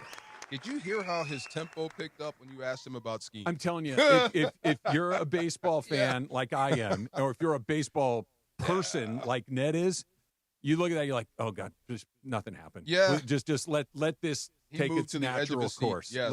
Let this do what it might do, and we might be in for something you're never going to see. We again. haven't described him like that. Overpowering, because that's exactly what it is. He overpowers you. He's as the same size as Aiden Hutchinson. Yeah, there it is. Right. I mean, you don't see that every day. All right, a little news on the Rams preseason game coming up on Saturday, which I'm not going to lie, you and I differ on this. You like preseason football. I get through preseason football. Come on. Okay? Yeah. But I'm excited for Saturday's change your mind. game. Come on. I'm excited for Saturday's game. That's coming up in just a bit. And be sure to join us on 710 for our summer tradition at Hollywood Park Casino, the ultimate fantasy football draft party. You can win a spot for yourself and 3 friends if you call right now, 877-710-ESPN, 877-710-3776. It's all happening Thursday, August 28th at Hollywood Park Casino. Party, oh party. Listen all week for your spot in the ESPN LA Fantasy Draft Party. Give us a call right now. Call number 877-710-ESPN. It's all coming up. Travis DeMarco, 710 ESPN. Saturday, LAFC heads to Texas as global superstar Sun Heung-min leads the black and gold for a battle with FC Dallas. Sun, just one here, the shot, Eddie! Follow every pass, every dribble, every shot from Sonny as LAFC looks to keep climbing the MLS table. Yeah, Sonny's been a great addition to the team. He's been lively, fresh energy. Pre-game coverage starts Saturday at 5 p.m. on the home of Sonny and the black and gold, 710 ESPN and the ESPN LA app. Hey guys, it's Sedano. In the market for new flooring? Why pay more at big box stores? At Hernandez Wholesale Flooring, every day is a deal, no gimmicks. Call 866-62-FLOOR or visit them online at hernandezwholesaleflooring.net. No sale beats wholesale. Pechanga Resort Casino is giving away $1 million in August. Win your share of the $1 million in prizes by using your Pechanga Club card when you play your favorite slots or table games to earn entries. Then, be at Pechanga Resort Casino every Saturday in August to activate your entries for the weekly drawing. You could be one of the many winners of the $100,000 in cash, and thousands in easy play is also up for grabs. Must be present to win. Visit Pechanga.com or call 888-PECHANGA for complete details. Must be 21 or older with valid ID to participate. Have you been impacted by the Southern California wildfires, like Eaton and Palisades or other related fires this year? You're not alone, and you don't have to recover alone. Join us for the Ashes to Answers, a wildfire expert panel event, August 23rd at the Westin Pasadena. The event is free and hosted by the Rise Relief Project. We support those impacted by the wildfires with supplies, resources, and emotional care. Get real answers about insurance claim recovery, rebuilding your home, and your real estate options. Learn how to speed up your recovery and find out if you qualify for a wildfire class action lawsuit. Our team of experts, legal advisors, and community partners will be there, offering resources, support, and critical aid. In times of crisis, you need more than hope. You need help you can count on. Rise California. Relief, intervention, support, empowerment. Call 800-484-RISE or log on to risereliefproject.com to RSVP. Register now and receive a free gift at check-in to the event, August 23rd. 800-484-RISE. Accident or injury, call Jacob and Ronnie. Call Jacob. Hey, it's Mace. If you're injured in an accident, you got to call my guy, Jacob. Why? Because his team will hold your hand throughout the entire process. He's been handling cases since the 90s. The consultation is free. He'll deal with the insurance company on your behalf, and you only pay Jacob if he wins. He's got the reputation and the clout to get you the compensation you deserve. Call 844-24-JACOB. That's 844-24-JACOB, or visit calljacob.com. Call Jacob. Switching to Progressive is a game-winning call. And that reminds us of other game-winning calls in the history of sports. It was a doubleheader in August and really hot inside the concession stand. So instead of waiting for people to come to me, I figured I'd walk around yelling, "Hot dogs here!" And that's how I became the first hot dog vendor in sports. Okay, not really a game-winning call, but it was a good call. You can make one too. Switch to Progressive and you could save hundreds. Progressive Casualty Insurance Company and affiliates, not available in all states. Get in the zone, AutoZone. Brad's day is off to a slow start. So he heads to AutoZone, where batteries are as low as $89.99. Sammy, a local AutoZoner, tests his battery for free. Looks like he just needs a charge. And Sammy does that for free too. In no time at all, Brad is back on the road, ready to finish the day strong. Free battery testing and charging at every store. No hassles, just help. Get in the zone, AutoZone. Restrictions apply. It's Travis Rogers and DeMarco Farr. Guys, what the heck is going on out here? The Travis and DeMarco Show rolls on. Feeling awesome. Yes. What's up? Back to the guys. You like TV and reality shows, do you? Don't Me? you? You kind of do. No, you don't. You don't. That's not you. No. That's not you. Yeah. No wonder you don't like preseason. Because that's basically what it is. It's like an episode of Survivor. This is it. And it's happening in real time. If you miss this tackle, blow this assignment, you go home. Some guys get another shot. Draft picks get more shots. The bottom half of your roster in the preseason is basically a bunch of undrafted rookie free agents trying to hang in there, or guys that have 1 or 2 years that are trying to hang in there. You know what I need in my sports? What? I need a result that matters. Fair. I get you. I get you. I just if you got to turn that part off. Yeah. Just for this week. Struggle with that. Oh, this week I'm all in. Well, but it all helps for the W's in September. I mean, you're building out the back end of your roster. That's what I was circling. Guys like Laurel Murchison. Yeah. He is a backup defensive tackle, and he's got some wiggle, and he's got some around for a while. Yeah, he's got some natural wiggle. He's the guy. Like, can you fit him in on your roster? Do you have enough room for him? I would hate that if you did not. Same with Desjuan Johnson, a guy that you trust a lot. Another backup defensive end, defensive tackle, can play up and down the line of scrimmage. Do you actually have room for him? Like Cleveland. Cleveland's going to have to keep 4 quarterbacks. That means you won't have room for these guys. Yeah. These are good players you're going to have to cut. That sucks from an organizational standpoint. But for the Rams, you pretty much know who your top 11 on offense and defense. You pretty much know who your backups are. But there may be some spots out there for guys to win or lose based on what happens on Saturday. Shedeur Sanders is going to play on Saturday, barring a setback that he had with that oblique injury.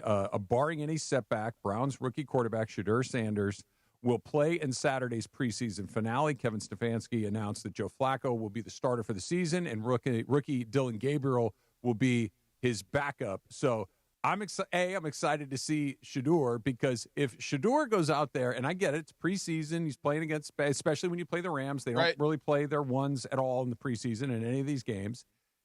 But if he goes out there and has a great day, that noise goes whoop, and all of a sudden, at some point, Joe Flacco is not going to be the starting quarterback of the Browns. If Dylan Gabriel is the backup, then he gets once they decide, okay, we're out of this, it's time to take a look at the kids, which may be week 5, maybe week 10, but it's coming. And Gabriel goes out there and struggles, then the put Shedeur in noise starts immediately. Oh, yeah. I can't wait for that. Okay, so that's a divergent path. I was arguing this because, I don't know, maybe it was Pac-Man Jones that said it on a podcast, but they think you can't trade Shedeur. Okay. Yeah, you can. Yeah, you could. And I bet they would try to trade him so they won't have the noise, regardless of the jersey sales in Cleveland. I think they will sacrifice the jersey sales to get rid of the distraction of having him.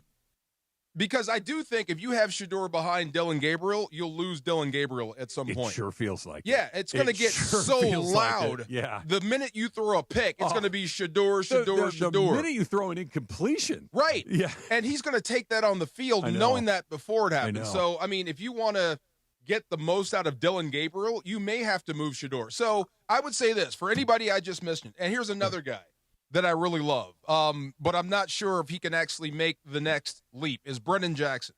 And I don't like Cougar. Had a sack on Saturday. He's a Washington State Cougar, and he embodies that entire school. He is a try-hard, want-to, chase you to the end of the earth type dude. The problem is it's not as natural as other guys. Like, you can literally see him counting and thinking as he's pass rushing, so it's not natural.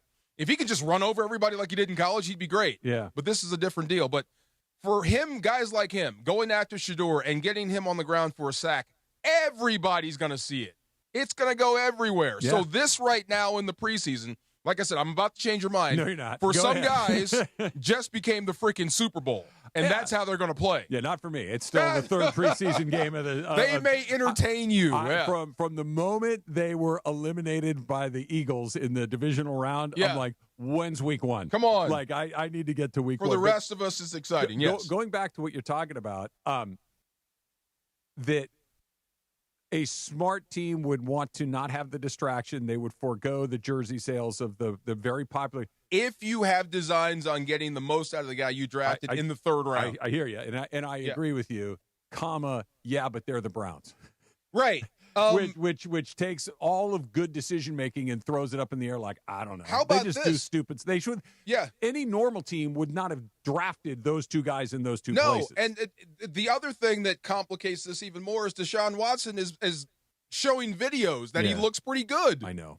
It may be tempting for you to put him out there because if he is healthy and can go, but if he's healthy, Travis, and can go, he's the best quarterback you have by a wide margin. Absolutely, he would beat Flacco out. He beat all those guys out. He was awful the times he's played. I'll give you that. Yeah. But as far as talent, if that was an open competition and he's healthy, he wins the that. The best version of Deshaun Watson would, but we haven't seen that in, 4 years? It's been a while. Since but 2019. Yeah. But Joe Flacco is 40 years old. I'm not That's what I'm saying. But and the other two guys are kids. I get it. Deshaun Watson has not been a good player in this league in a long time. But when healthy, if you take him and you put this as a competition, start from ground zero, I'd bet everything in the world he'd win that job. If there was a time machine. Well, Flacco's 40. I understand. I mean, even Flacco at his best, he had a great team around him. It wasn't. He had a great team around him. Yeah. I don't think he an gets excellent team around him. I'm with you on that. I'm just saying, the Deshaun Watson is a good player. Feels to me like ancient history. But I'm just saying, if you compete with Dylan Gabriel or Shedeur Sanders, and just father time, he would win the job. To throw a bunch of touchdowns and look great. Just because I want the noise. I think the noise of what that could create would be incredibly fun. You know, and I would this is the other thing, if you're Chris Shula and everybody's we're all human. do you turn it up a notch against Shedeur? Because everybody in the world's watching this. It's not because you hate the kid. No, I understand. There's going to be more attention on this game than any other. Yeah. So do you turn it up? Maybe. Philadelphia came after Dylan Gabriel. Yeah, maybe. They couldn't get him, and he scored. I'm this is my point. I'm here for all of this. Yeah, I'm here for somebody trying to shut him down. I'm here for him lighting it up. I'm here for him looking great, for him looking bad. I'm interested. Yeah. Like, you have my full attention This is gonna be when fun. they take the field. Offensively, I think you know who your starters are now that Stafford's back, right? Yeah, for sure. Competition's dead. I think so. You got one or two decisions to make on the O-line, which combination you want to keep as far as backups. But Defense, depth, I still think there might be some guys that can earn jobs or lose them. The Rich Eisen Show is coming to ESPN. I can't say these words together. The Rich Eisen Show is coming to ESPN LA on September 2nd. That's a Tuesday, 9 to noon. Rich's unique blend of the biggest newsmakers and playmakers joining his show each weekday. Plus, of course, Rich has that unbelievable credibility and sports knowledge. It is absolutely unmatched. We're talking about the Rich Eisen Show coming live from El Segundo each weekday and on this radio station on our family, ESPN LA, coming up this fall. Factor Cap is coming up next, but not before I tell you about my pal, Joseph S. Normand. Not just my pal, but my guy, right? The guy that I called when I was hit by a dump truck on the 110 freeway. That still bothers me, by the way, the 110 freeway. I called Joe. When my son Bobby was involved in an accident, we called Joe. And what he does is he takes what can be scary, confusing, quite frankly, overwhelming with so many different people being involved in stuff like this, and he makes it simple. He makes it comfortable. He makes it something that you have confidence in because he's done it over and over and over again for years and years and years and collected millions of dollars in verdicts and settlements. So you need to call Joe if you're involved in an accident. 213-747-2000. 213-747-2000. You can go online at normandlegal.com. He's going to treat you like your family. I know that because he treated my family like it was his family. If you're hurt in an accident, call Joe. 213-747-2000. Are you ready for amazing golf at one of the best courses in Southern California and to be part of raising money for an incredible cause? It's time for the 4th Annual Give Back Golf Classic, Friday, August 29th at the stunning Black Gold Golf Club in Yorba Linda, benefiting the Folds of Honor Foundation. Folds of Honor, they have a mission to empower deserving military families with educational support and opportunities. Register to play now at blackgoldgolf.com/FOH. Plus, there are still sponsorship opportunities to be part of this amazing event. blackgoldgolf.com/FOH. Get ready for the ultimate freestyle experience. Monster Jam Freestyle Mania, presented by Spin Master. For the first time ever, Monster Jam trucks team up with freestyle motocross bikes to deliver gravity-defying skills and thrills. See one-of-a-kind FMX bikes designed to match your favorite iconic Monster Jam trucks. Cheer on Team Gravedigger, Team El Toro Logo, and more. 2 times the freestyle action, full sand family fun. Coming to Crypto.com Arena this weekend. Brought to you by BKT Tires. You have to see it live, so lock in your seats today at monsterjam.com. You know that feeling. You're finally asleep and bam, a leg cramp comes out of nowhere. Look, I played through pain, but waking up with a leg cramp at 3 a.m., that sucks. So I don't mess around anymore. I keep Highland's Leg Cramps PM on my nightstand. No groggy side effects, no harsh meds, just a fast, effective relief that lets me sleep through the night without the Charlie horse surprise. Get the sleep you need with Highland's Leg Cramps PM. Get it today at Walmart, Walgreens, or CVS. Highland's Leg Cramps PM, because you don't need a midnight workout. Every great team has its core players, but when the season gets tough, adding the right free agent can make all the difference. The same goes for business. At Robert Half, we found that 67% of companies surveyed plan to increase their use of contract talent to handle workload peaks and backlogged projects. With Robert Half's specialized recruiters' experience, combined with our award-winning AI, you can quickly find the skilled candidates you want. At Robert Half, we know talent. Discover how we can help at roberthalf.com/talent.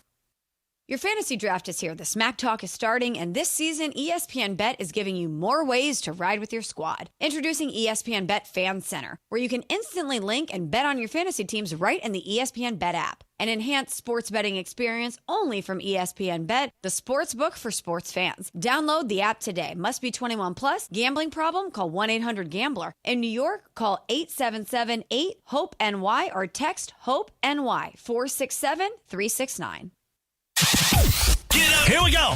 It is Factor Cap time. Factor Cap. On the Travis and DeMarco Show. Each weekday around 10:30, producer Emily serves up what's going down, and fun and frivolity ensues. Special thanks to the law offices of Joseph S. Normand for making Factor Cap possible. It's Joseph S. Normand. It's Factor Cap on the Travis and DeMarco Show on 710 ESPN. And if you've been hurt in an accident, let me help you. Call my office at 213-747-2000. That's 213-747-2000. Let's do it. Factor Cap. Right now. Take it away, producer Emily. Welcome to Factor Cap. Thanks, show. Hi, guys. Heel. Hi. Heel. Megadeth. Heel- I can't remember. Heel Rivera. Yes. That's a sneak peek for our 11 right. o'clock snake draft, essentially. All right, but also, Travis, I have some news for Susan. So she's listening. By the way, it's very likely she is. She is on the road today. Hello, Susan. Yes. How are you? Yes. Susan, I wanted to share some news with you that, your favorite guy in the world besides Travis, John Bon Jovi, is now a grandfather. Oh, no. So, Millie Bobby Brown and husband Jake Bon Jovi, because that's actually his real last name, have adopted a little baby girl. So, they posted on Instagram this summer, we welcomed our sweet baby girl through adoption. You're beyond excited to embark on this beautiful next chapter in parenthood, and with both peace and privacy. And Millie is 21, and Jake is 23. So congratulations John to them. Bon Jovi. Susan has a Bon dad Jovi's for a John Bon Jovi. grandpop now. Yeah. Bon Jovi. Our Bon Jovi hair, that guy. Living on a prayer guy is now grandpop. I have friends that are grandparents. Well, okay, so grandpop's not old. I'm not going to associate grandpapa with being old anymore. No. It's just you're a grandfather. It's just a name. It doesn't mean old. Sure, You're really worried about being old, aren't you? Bro, I'm it's looking Bon forward to Jovi. it. Yeah. Yes, Yeah. our the dude that ruled the 80s is now a grandfather. What happened? All right, so last night, the Sparks and the Dallas Wings were playing a game last night. They're both competing for playoff spots in the WNBA. It's near the end of the season. They got about 9 games left. So it was an incredible finish. Kelsey Plum had a buzzer beater to end the game. Woof. And Kelsey was talking to a reporter yesterday on the court after the game had just finished. And here's the interaction. I know this is a playoff push, 9-game season for you guys. How do you turn the page and get ready for the next one? Yeah, we got to play some defense. Thank you, people. All right, so my statement is, Joe Burrow wishes he could say this after every game. Travis Factor Cap. Yeah, probably. Oh, Fact, right? That sadly, there are times where you can't tell the truth. You want to, but it's bad business. Every now and then. Yeah. But and on basketball, you can say this because she has to play she's defense responsible too. for it as well. Yes. Yeah, this would be like Clayton Kershaw saying we need to swing the bat. Yeah. Like, I have nothing to do with it. Those guys over there need to do it. I'm sure that everybody that does the other thing says they want to call out the other side every once in a while. Yes. Marco? I was taking it a whole different way. Does she get fined for that? Yeah, she'll get fined. She'll get fined. Okay. Yeah, I bet there's some other people that want to say things like that. They just don't. Yeah. Sure. Like, what if Joe Burrow said that after a game? I think everybody would go, he's right. And then, hey, Trey Hendrickson, what do you make of that? Yeah, I guess you Yeah. better be right and you Yeah. better be playing well. Okay. Yeah, definitely fact. All right, Jorge? She should have asked if they were live. Are we live? Because we don't exactly. No, fact. I don't care. She should be able to say that, or whoever. So I know I brought up yesterday that my fantasy football group added a 12-year-old. Did they sign off on that? We are signed off. Okay. We're having a 12-year-old in our group. She is not in our group chat, though. Probably a good Protect her idea. from that. But we had to add another person to our group, and this is in currently all-girls fantasy football league. Okay. One of the girls added her future brother-in-law. With approval, we all were like, okay, cool, it'll be fine. But I said in this chat, as the final thing, I was like, just because you're the only boy, all the women have to pick first. You have to pick last because you're the only boy in an all-girls fantasy football league. DeMarco, he should pick last. Patrick Cap. How old is he? He's like 30. I got to go cap on that. Ladies yeah, first. why is he last? Ladies first. All of them? Yes. I mean, all of them have to go first? Yes, ladies first. I agree with ladies first, but, I mean, what about third? What? How many people in the league? 12. I mean, that's a handicap. You put the guy. That's the entire first round. All right. So you're saying cap, Travis? I'm saying cap. I'm with my man over here. No, not that. I'll hold the door for you, but not your whole family. Polite is ladies first. To be respectful is ladies first. We're competing. No, we're going into a situation where, however the draft order is determined, Jason Varitek hit length you do or a whatever. random list or a random list. Yeah, just because he has, what is it, XY as men, I believe? I don't know. Yeah, that he's got XY stuff that he shouldn't have to go Emily's last. random You know what generator. this is? Right. This is discrimination, and I No, think you should no. follow. That is discrimination. Discriminate. A discrimination suit against your league. Sure. Emily's random generator. Put the names in a hat. All of them say Emily. Yeah. She goes first every There you time. go. 1, Emily 2, Emily 3. Don't let him in if you're gonna let him pick last. You just why let him in then? He should be. I will- DeMarco, yeah. he should be treated like Thank everybody you. else. I will hold the door open for you, but at some point, I'm the 10th family member. I'm going to hand you the door. Okay, here's If Grandma gets hit, what that's about- your fault. What about the suggestion? You know, the old adage that, men make 30% more than women in the course of their life. He has to pay 30% more for the This is league. fantasy football. Oh, my God. Hey, let's fix one thing at a time. Oh, my God. Let's fix your league first, and then we'll get to all the other stuff. Yeah, but we're going to do an order generator. I just thought it was funny. That is funny. All right, so Pope Francis. You better hope he doesn't win the league, by the way. Oh, he's going to. Yeah. You know why? Because he's a guy. I'm just kidding. He's in the league with 2 women who work at ESPN. Yeah, well, we'll see. And, now he's really going to win. Anyway. I work at ESPN, and I'm terrible at fantasy football. That's true. Yeah. That's true. All right, so Pope Leo, not Pope Francis. Pope Leo is the new pope, and he wants to not just – so typically a pope will live in the papal confines or whatever, live by himself, be alone. But Pope Leo wants to change that. He's going to include some friars that'll live in the house with him and be buddies. He's going to have flatmates. He's going to have people that he can hang around with and not be alone all the time. So I know what you're looking at me, Travis. I'm but just listening to what you're saying. my statement is, okay, so I have a roommate. We have all experienced roommates, but also you guys all live with your wives. You guys have someone you live with your kids as well. Living with someone else is always better than living alone. Jorge Petrocap. Cap, I rather live alone. How often have you lived alone? That's what I'm saying. Like I don't think I could do it with a roommate. After dealing with Brenda and our kids, I would want to do it alone. Okay. It's just too. But my question is, have you ever lived alone? No, but again, if I had the option of living alone, I would have lived alone. You've never lived alone ever in your life? No. Wow. Okay. As someone who's lived alone for a year and a half, it gets very lonely. I lived alone. I was never alone, Yeah, but see, I lived that's alone. the thing. Yeah. Right.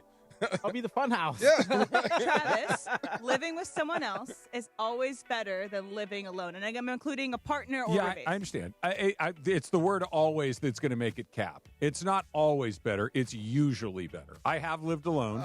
I've lived alone, and it was okay. I didn't love it. I got a little bored at times, right?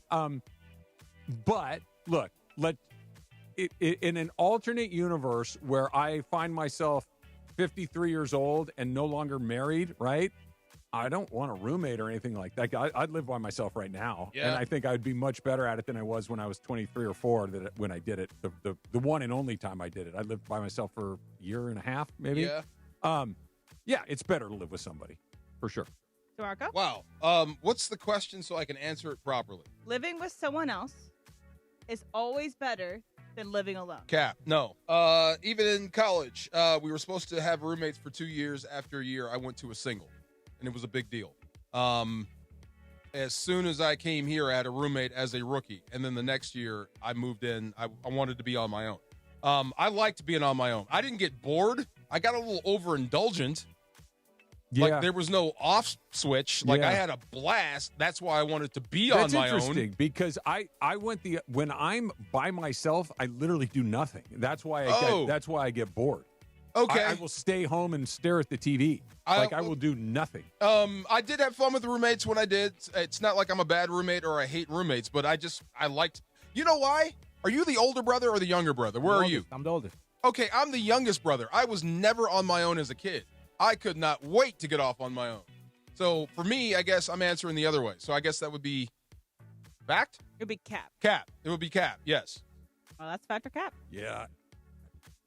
When Susan goes like to see her mom, or she'll go on a trip with her girlfriends or whatever, and I'm home for a couple of days by myself, I'm like, no, bro. Really? Bro, I deep clean. I change the oil on the car. Like I find things to do, man. How much time alone do you get at your house? Well, yeah, I'm not gonna be there for a whole month. No. I mean, like my family is always around me. I never get time at home alone. I do. Ever. I really? do. I Yeah. would, oh, dude. It's love it. Oh my Nope. God. Walk Nope. around. I don't need 30 people, but I definitely need one. Okay. I need one. When I yell at the TV, I need someone to hear it. When did you change last time you changed your curtains? See what I'm saying? It's been a minute. That's what I'm saying. It's been a minute. You're right. I'm writing that down. Yeah. Factor Caps brought to you by the law office of Joseph S. Normand. You got a lot of choices in your legal team, but family always comes first. Call 213-747-2000. That is the law office of Joseph S. Normand. 213-747-2000 or normandlegal.com. We're getting closer to the start of the NBA season, and saw something that didn't fill me up with a whole bunch of confidence about the Lakers. That's coming up next. It's Travis DeMarco, 710 ESPN. The most followed sports radio station in the world. In the world. That's right. In the world. 710 ESPN. You know it. Yeah.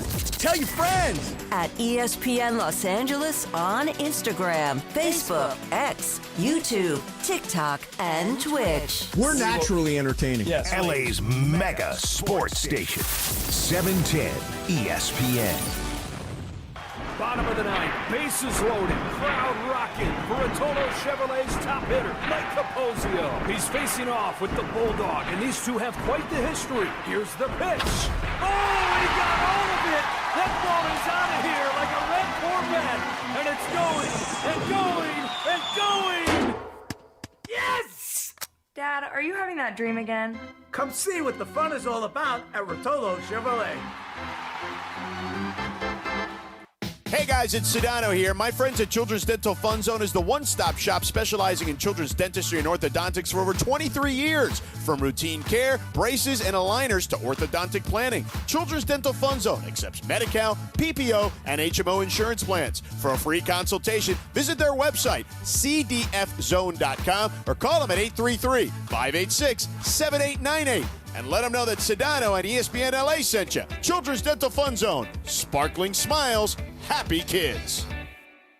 Your fantasy draft is here. The Smack Talk is starting, and this season, ESPN Bet is giving you more ways to ride with your squad. Introducing ESPN Bet Fan Center, where you can instantly link and bet on your fantasy teams right in the ESPN Bet app. An enhanced sports betting experience only from ESPN Bet, the sports book for sports fans. Download the app today. Must be 21 plus. Gambling problem? Call 1-800-GAMBLER. In New York, call 877-8-HOPE-NY or text HOPE-NY 467-369.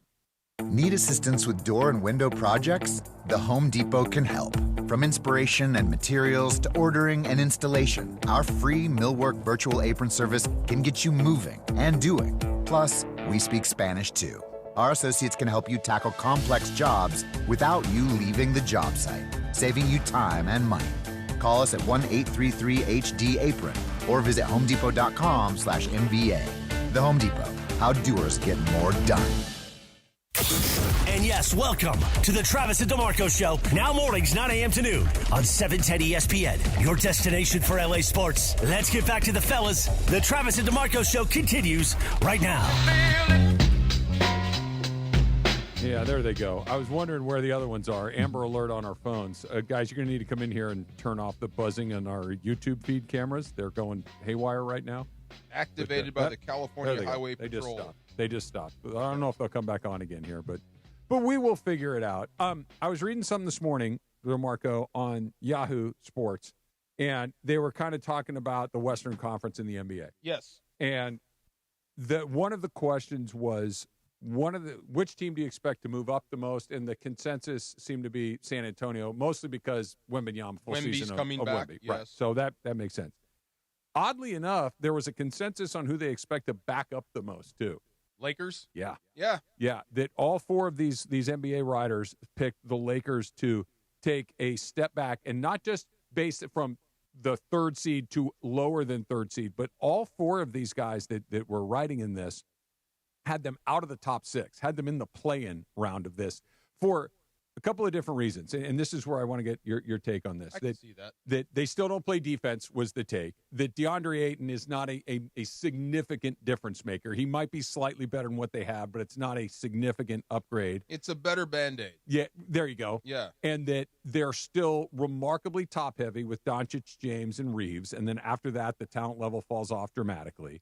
And then there was part of the – and are we on the same page at this point? Yes. Me too. Yeah. This is the part where I went, interesting, because I feel very differently about this, but they all kind of had this in there. And it was LeBron James's attitude that if he is not invested in this, that if he does not want to be here, if he feels like he's not being treated a certain way, that sabotage is too strong of a word, but his vibe will shift this team in the wrong direction. Yeah, okay, so this is funny. So I think he's lost all his political stroke within the organization. Is that fair? Yeah. But he still controls the floor, my man.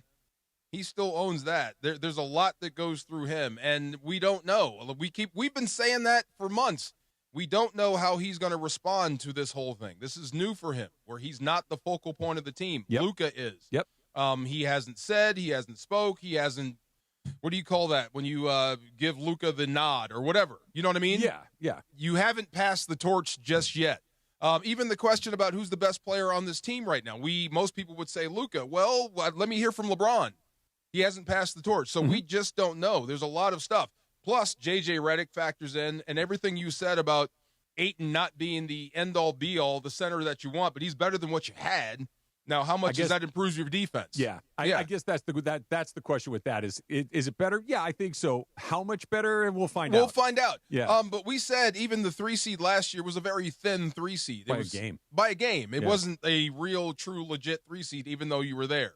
So I could see them taking a step back seeding-wise because of, I think you're going to come back to reality, and the West is going to get better if you add Wemby back into the mix. So it makes sense, but I think the only thing that really matters is the first thing, is LeBron. If he buys in, then they're all wrong.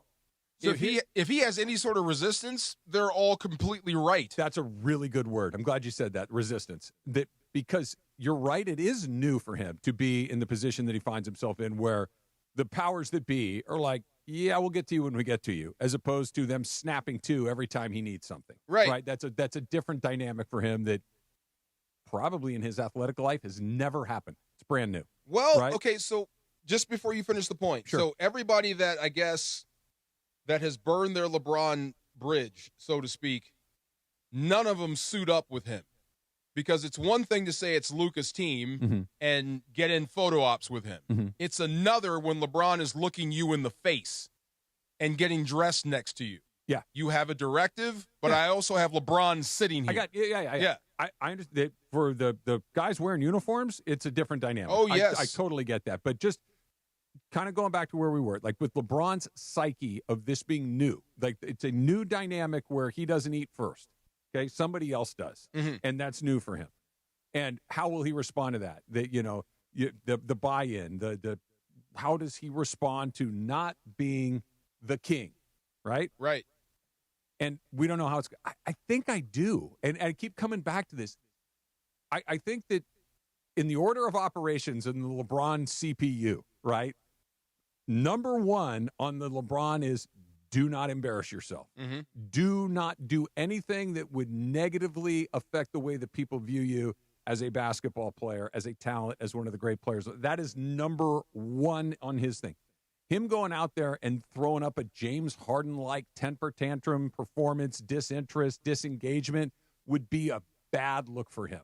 And it would be impossible not to have it be obvious, right? Because for 22 years, or 21, or whatever the number is, LeBron James has gone out there and been a vicious competitor. Like he goes out there and he's always in great shape. He always plays hard. Like he's LeBron I think James. all that's going to happen. Right. And it's built in. I do too. And that's why I think that his buy-in, maybe in his own head, will be something less than perfect. But on the court, I think his buy-in will be complete. I don't think he's going to embarrass himself ever. Yeah. For all the reasons you just said. He's going to be in shape. He's going to play hard. But I think he could have a level of deference in him. Okay. And look, this is what you want, so let the guy do it. Okay. You know what I mean? Yeah. and be obvious about it. That's what I'm saying. It's not. He's not embarrassing himself. As long as it's not petulant. Right. Right. I don't think it will. I think he's pretty good at it. That's what but if he's deferential, yes, but still LeBron, that works for the Lakers. That's really good news for the Lakers. And that ultimately I don't think is a part of this equation. Or if it's not working and it's time for you to take over. Nope. Yeah, that again, that would be one of those, you're doing a thing. As opposed to but he's I think he can do it without letting you know. He's still playing hard, but this is the course of action you chose. And I'm not going to help you out. That's a great. I don't know if he can while playing hard. Like if he can do that, I think he can. We can elevate him to a whole other level. We saw Kobe kind of do it. No, Kobe was aggressively disinterested when he wanted, and when he pulled all the way back. Yes. But that was a show on the. That's what I mean. He still that guy LeBron still controls the floor. But I want to go back to Kobe for a second because I love this. Kobe's operating print number one on the Kobe thing was win, get what I want. Right? And the way that I'm going to get what I want is I'm not going to shoot tonight. At all. And will it make him look bad? Yeah, I don't care because ultimately I'm going to get what I want. Right. They will get rid of Smush, but they will make a trade for Pau Gasol. I'm going to torpedo this boat to get what I want so we can go win more titles. Right. LeBron's not torpedoing the boat. Well, that's another option we haven't considered. Yeah. What if this ignites him? But that's the thing. He's old. He's an older guy, and I don't know how long he can do it. But what if he just decides, you know what? Possible outcome. I am still the guy, and I'm going to prove it to you. Best possible outcome. Right. I don't think he can sustain that, but that's also an option. That would be something. If he goes out and proves us all wrong, like you were wrong about this, it's still me, I'm still the king.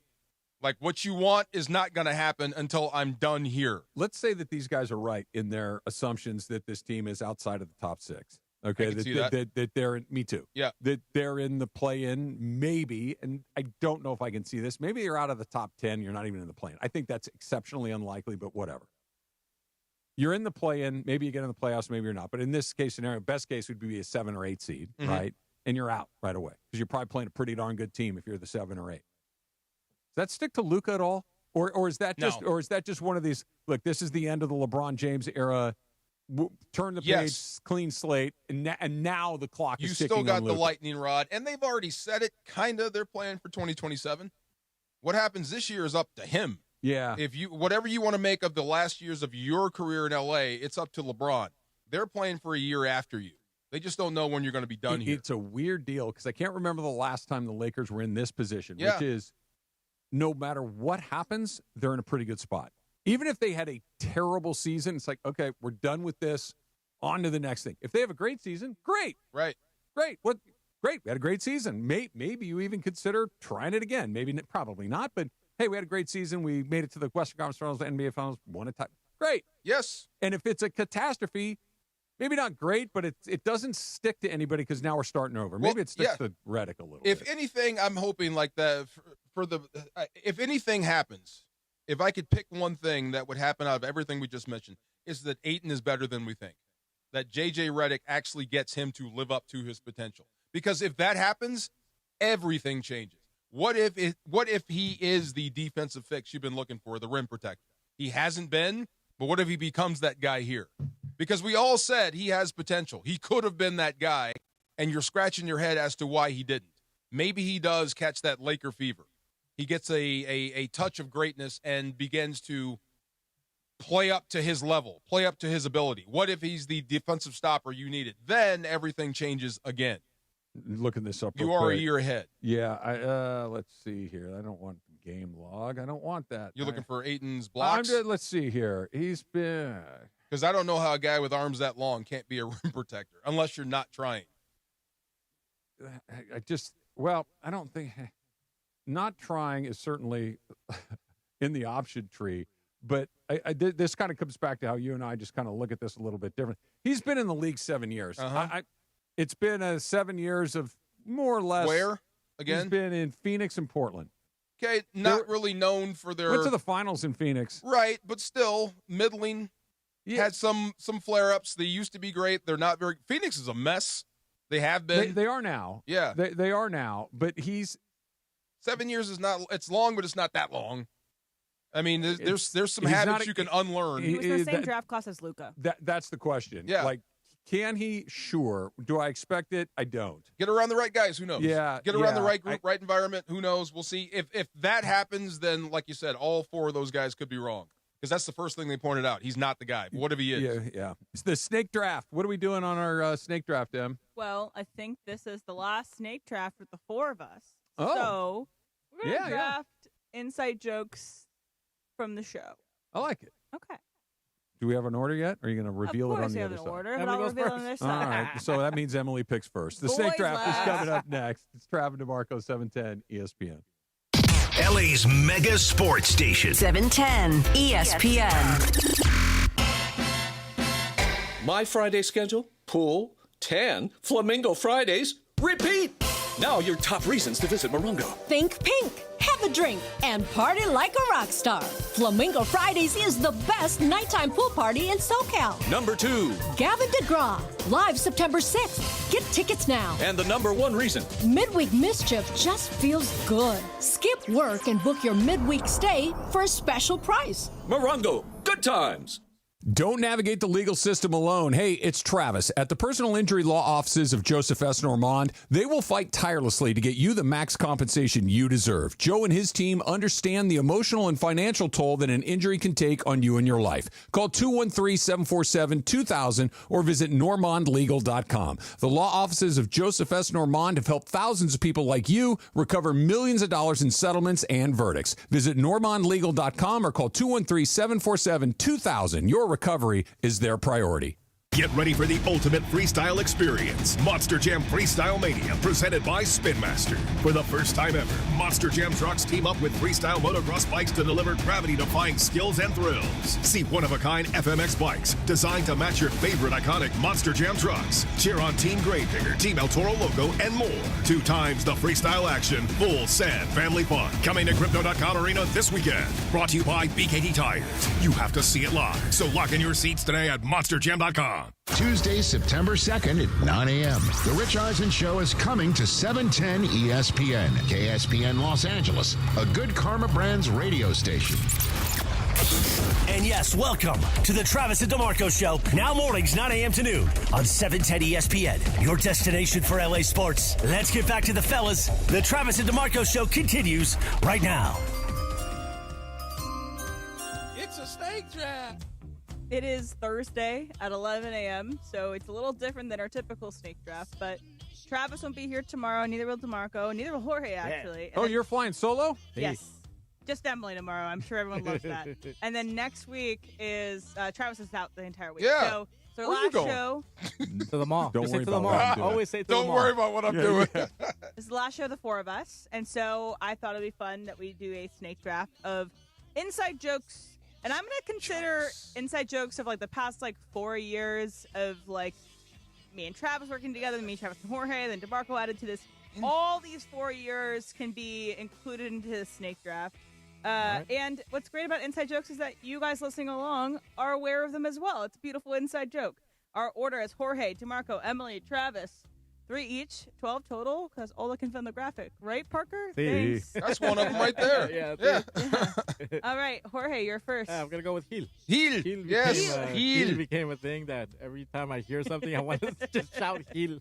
Scratched off my But list. you know what's funny, though? When we read that billboard that I sent you guys yesterday, Yeah. Brenda's like, Gil, isn't that a funny name? And I was like, oh, that's heel. Not Heel. heel. Brenda can't say it. Heel. Yeah, that's And great. gosh. Last year in the World Series, I think I was saying, oh, yeah, Luis Hill. Yeah. And you said heel. Heel. And I said, what? Heel. I know. Heel. So that's what we're doing. and Great it pick. Made me mad. It's a great pick. DeMarco, your first pick. Oh my God! You just took the one I knew. Heel would be that would be one. Shoot, can I use the fact that we say hello in different languages? Yes, of course. Okay, hody hody, hody hody. The greetings. Yes, the greetings in different languages. That's a very good one. Yes. Okay, I'm taking this one because it was in our crosstalk. So I'm counting it, and it was spurred on by Travis. So I'm counting it as our show's inside joke, even though it didn't include a member of our show. And it said over and over again, it's almost second language now. People are trying to make a point about LA sports. and it's this. Star effing driven town. Oh, It was yes. because Travis was trying to say LeBron needs to get out of here. Ireland was incensed. It was in our crosstalk. So star effing driven town is mine. I didn't know you were in that room. I When was that the one happened? that provoked him. You provoked that? Yeah. I thought that was someone else. No, oh I still my feel strongly God. about it. I'm. You looked over. He was over here when He it was happened. sitting right oh there. my gosh! Wow, that's so funny. I felt good about it then. I feel good about it now. I'm fine. I'm Star effing driven town. Wow. Yeah. What was your response to that? Wrong. Wrong? Wow. Yeah. I didn't know that. That's All right, awesome. Travis, you have 2. Okay, I got a lot of good choices here. I'm not going to reveal my strategy quite yet, but I have a very specific strategy that I would like to do here. The first thing I'm going to take is your lawnmower being snatched from you. Okay? So that's my first pick. It's not funny. My second pick is carne asada being number 7. Oh, Or six. okay. Yeah. Okay. Yeah. all right. Yeah. 6, by the way. So those are my 2, and I will reveal my third choice. That is in awesome. A few picks. Okay, I'm going to pick one that I feel like you wouldn't have picked for yourself because in the moment, I don't think you loved it very much, but now you can laugh about it. But it's I have no idea what that means. when Sean McVay.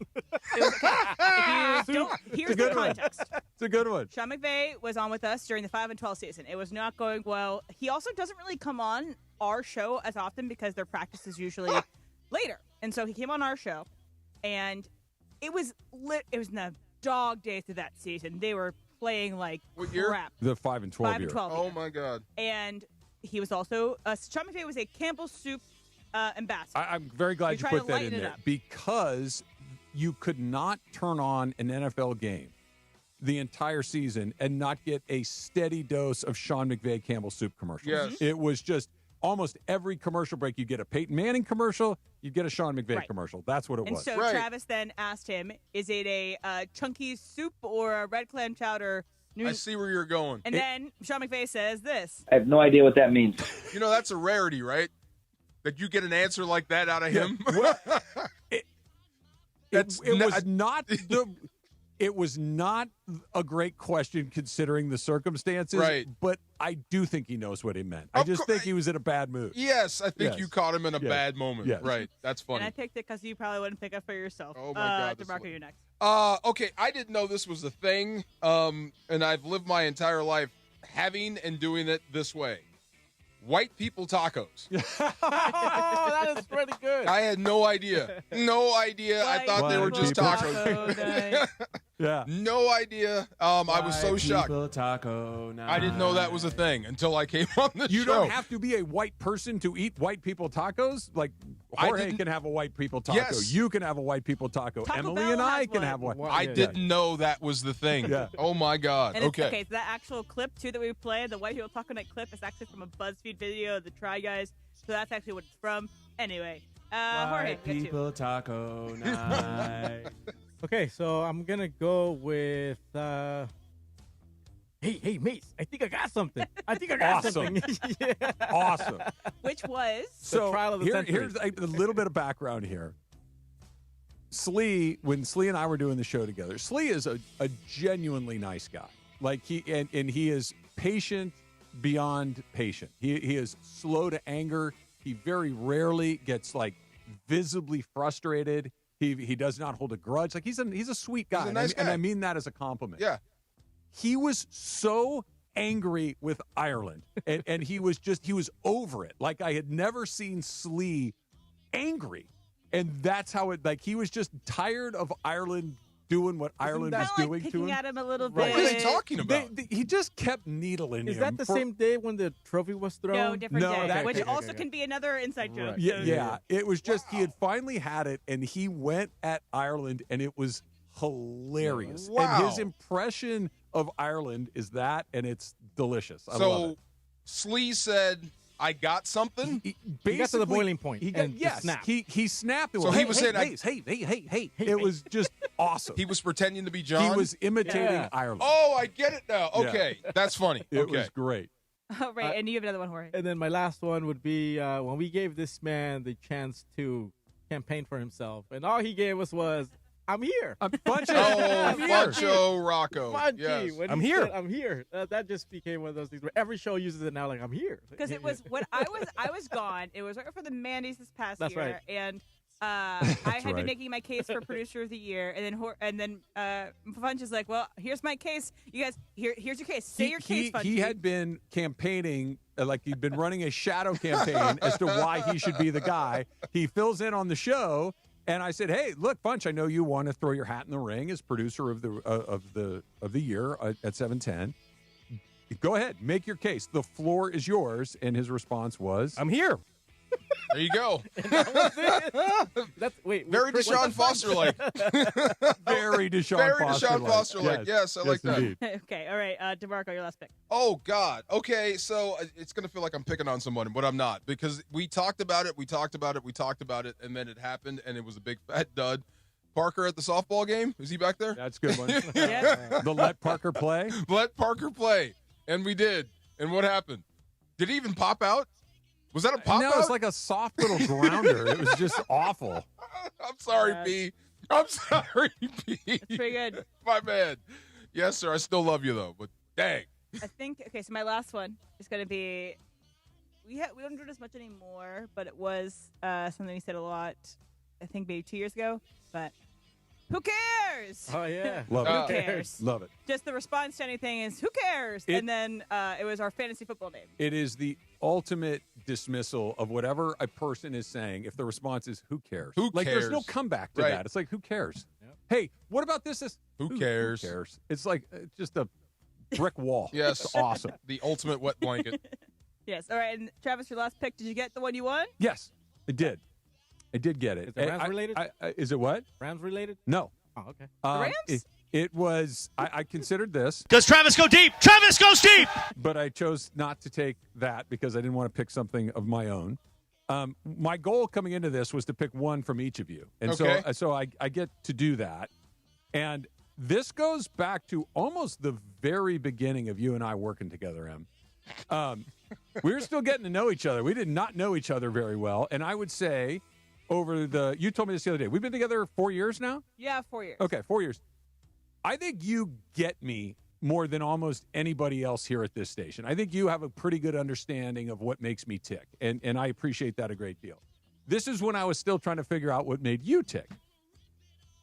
And when you told me that you had pizza on the ground overnight, floor pizza, I'm like, this is going to be challenging. I don't know what that means. I don't know how this goes. And it was my introduction to Emily Hebel. So I want floor pizza as my final choice. And I'm very glad that I got one I from each of haven't you. done it in years, okay? That's what I'm saying. It is not a representation of who you are, which is why it was one of the first things that I learned about you. I'm like, this is weird. This is weird. Yeah. Okay, so what my thing is, so explaining if you're a more recent listener to the show, I moved here. I had 2 roommates. That's one thing. But I love pizza, and I would often get pizza, and I would eat some pizza in my room, and then I would just leave it on the side of my bed when I'm drunk or hungover or whatever, and so that I can eat pizza the next day right off in the box. Wow. The pizza does not touch the floor. I understand. I in a even at the box. time I understood it was in the box. Like, here's where I had the disconnect, DeMarco. I'm like, there's a refrigerator in your house. Just go put it in the refrigerator and go back and get it later. I like the fermented cheese. Or aspect. even if it was the word floor that threw me, because had it been in the box on a table, I'm like, okay, that's weird, Wait, but it's whatever. It's out of the box? It's in the No, box, it's in but the it's box. on the floor. Box on the floor. Food, unless you are picking a lettuce off of the plant to eat, should never be on the ground. Food should be off of the ground. So Right. floor pizza was always a interesting I now introduction. refrigerate my pizza Right. and I take care of it, realizing how strange that was. But it was indicative of my first few months here. I Calvin like that Harris draft was a lot. another one that I had in mind. Calvin Harris, the rejoin every. Slide. Oh, yes. Slide. Yes. So 2 others. See, I thought Yeah, we could have taken that because we've done that. And the other one that I almost took, but again, I didn't want it to be a me thing. Will Chamberlain. Wilt Oh, yeah. Chamberlain, Yeah. the answer to every question. Yeah. The other one I Yes. It's his was- birthday today, by the way. Okay, It's Wilt's birthday? Yes. The stilt. my what I almost did was this. Will Jean Morant return? Jean Morant. Jean Jean. Morant. The Rams. The Chris is channeling his inner Jacques Cousteau when he Jacques. says John Morant. Jean Morant. Yeah. Ja Morant is on Jean Morant. Are you ready for this? Ready? What? The Rams? The Rams? That's a good one. Yeah, we haven't done that one in a while, too. Yeah. The Rams will make the playoffs again this year. The Dodgers will, but are they going to limp in? Because I think they had their worst night of the season last night. I really do. It's coming up next. It's Travis DeMarco, 710 ESPN. LA's mega sports station. 710 ESPN. Hey guys, it's Sedano. Flashy discounts, gimmicky sales? Don't fall for it. At Hernandez Wholesale Flooring, we give you honest, wholesale pricing all year long. No bogus markups, no tricks, just the best floors at the best prices. Call 866-62-FLOOR. No sale beats wholesale. Hernandez Wholesale Flooring, check them out at hernandezwholesaleflooring.net or call them at 866-62-FLOOR. For the best prices on hardwood carpet and more, call 866-62-FLOOR. Beat the heat this summer with NextGen, the official AC plumbing and electrical company of SoCal sports fans. If your AC breaks down, don't hesitate. Call NextGen now and enjoy expert installation on any new system. For a limited time, combat SoCal's air quality and reduce dust in your home with a free no-ozone air purifier included with any new AC system install. Call 833-3NEXTGen or visit nextgenairandplumbing.com to book online. CSLB number 1011173, lifetime warranty on selected items. Ever had one of these moments? You're at the checkout, heart pounding, wondering if your card's about to get declined. Or you need to hit urgent care, but payday is still days away. Or hey, maybe your weekend poker face didn't quite pay off. That's where Cash Call comes in. We'll spot you $1,000 anytime, day or night. Just apply online and we'll load the cash right to your debit card in about 10 minutes. Boom, problem solved. We charge just $50 for this loan, and you can pay it back over 12 months at $96.87 per month. Or, if you can knock it out early, you can stop the interest in its tracks. Need a quick grand? Get it now at cashcall.com. APR is 28.73%, subject to credit approval. Loans made pursuant to the California Department of Financial Protection and Innovation. Cashcall.com. That's cashcall.com. Oh, could this vintage store be any cuter? Right? And the best part? They accept Discover. Accept Discover? In a little place like this? I don't think so, Jennifer. Oh, yeah, huh? Discover's accepted where I like to shop. Come on, baby, get with the times. Right, so we shouldn't get the parachute pants? These are making a comeback. I think. Discover is accepted at 99% of places that take credit cards nationwide. Based on the February 2025 Nielsen report. Need assistance with door and window projects? The Home Depot can help. From inspiration and materials to ordering and installation, our free millwork virtual apron service can get you moving and doing. Plus, we speak Spanish too. Our associates can help you tackle complex jobs without you leaving the job site, saving you time and money. Call us at 1-833-HD-APRON or visit homedepot.com/MVA. The Home Depot, how doers get more done. You are listening to Travis and DeMarco on 710. One specific request. I don't have to pay attention, care, or try. Yes. More Travis Rogers, more DeMarco Farr, right now. Thought for sure we were coming back in with that song. Oh, yeah. Yeah, I thought I would have lost that bet. The Rich Eisen Show. I have trouble saying that. The Rich Eisen Show is coming to ESPN LA Tuesday, the 2nd, from 9 to noon.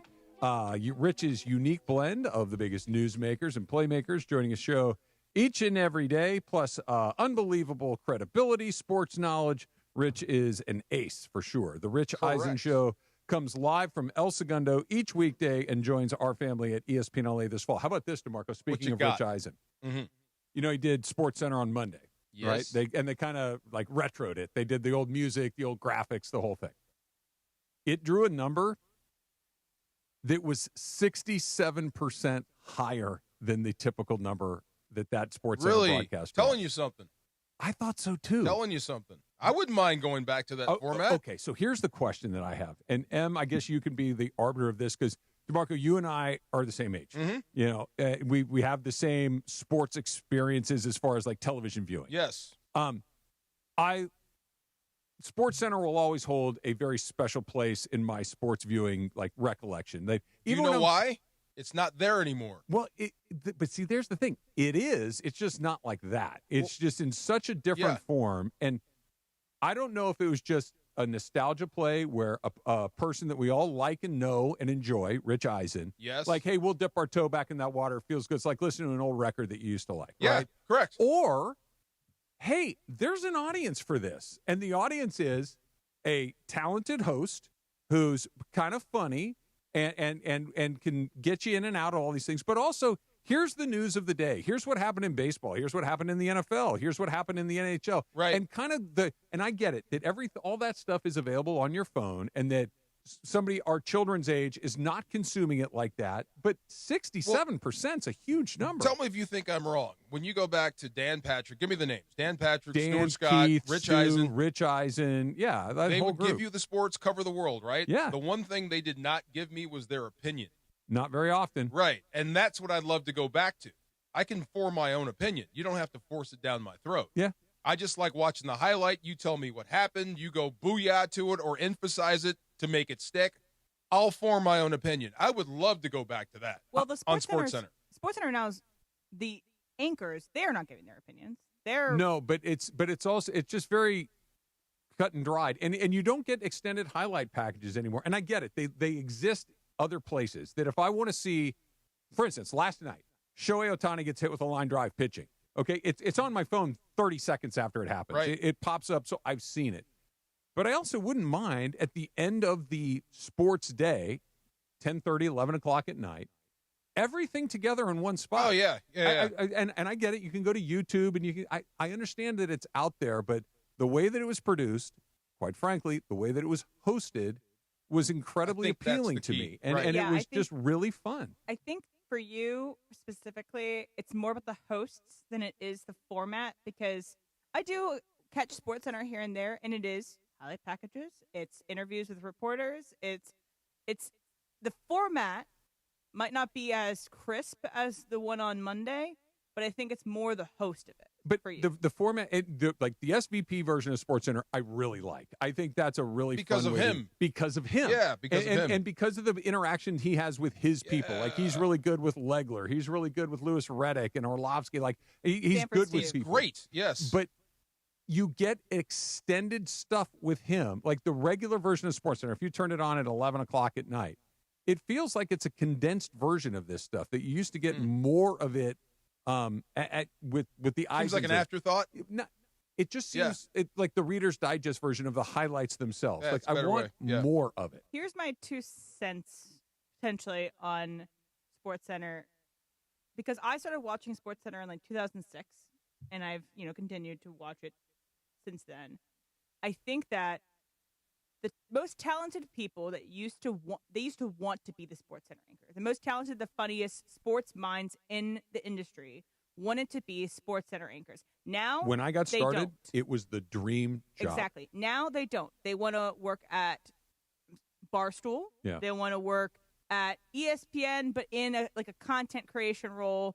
It's not the same way. They don't aspire. They aspire to be podcasters. They don't aspire to be sports anchors the same way. So the funniest people, the people that, like Stuart Scott, I think if he came up today, I don't think he would have desired to be a SportsCenter anchor. It's interesting. You're probably or right. Rich Eisen wouldn't have decided to be a SportsCenter anchor, but they just kind of came up in the area where that is the coolest gig out there. I just saw that number, and it jumped off the page at me. 67%. I'm sure they saw it, too. Yeah. Can I also be cynical?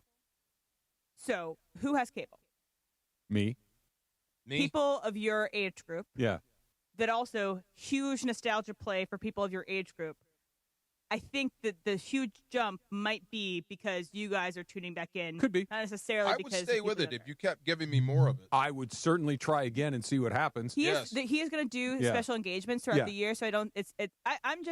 I'm really happy about it. I really liked the Rich Eisen SportsCenter as well, but I don't know if it's something that can be repeatable. Yeah. What was the other? Oh, it was the Sports Machine. George Michael Sports God. Machine. Wasn't that fun? Well, the Sports Machine predates SportsCenter. Right. That doesn't predate the Sports it, Machine was fun. So, yeah. Okay. When you hit the button. Way back L.A. local TV here. Bear with me, right?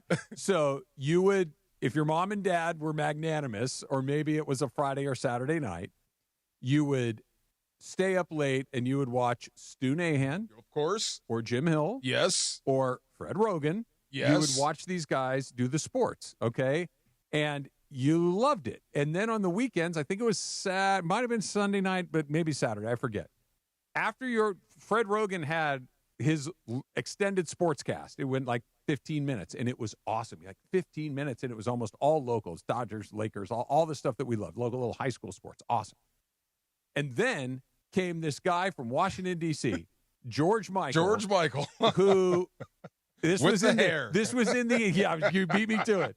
This was in the 80s, but it looked like it was set in the mid to early 70s. You're like, what is going on with this guy? Yes. He had this giant computer wall that was like reel-to-reel tapes and VCRs that was meant to look high-tech, but even in the time looked antiquated. And it had this He would giant legit hit buttons yes, and start the video. DeMarco, do you remember the giant big, like a Price is Right game? There was a giant button in the middle. He goes, let's go to the sports machine. And he would hit the button, lights would start to go off, and highlights would start to play. That was fun. And it was awesome. That was fun. It was so much fun. And this is how I'm going to know you're pulling deep cuts. Yeah.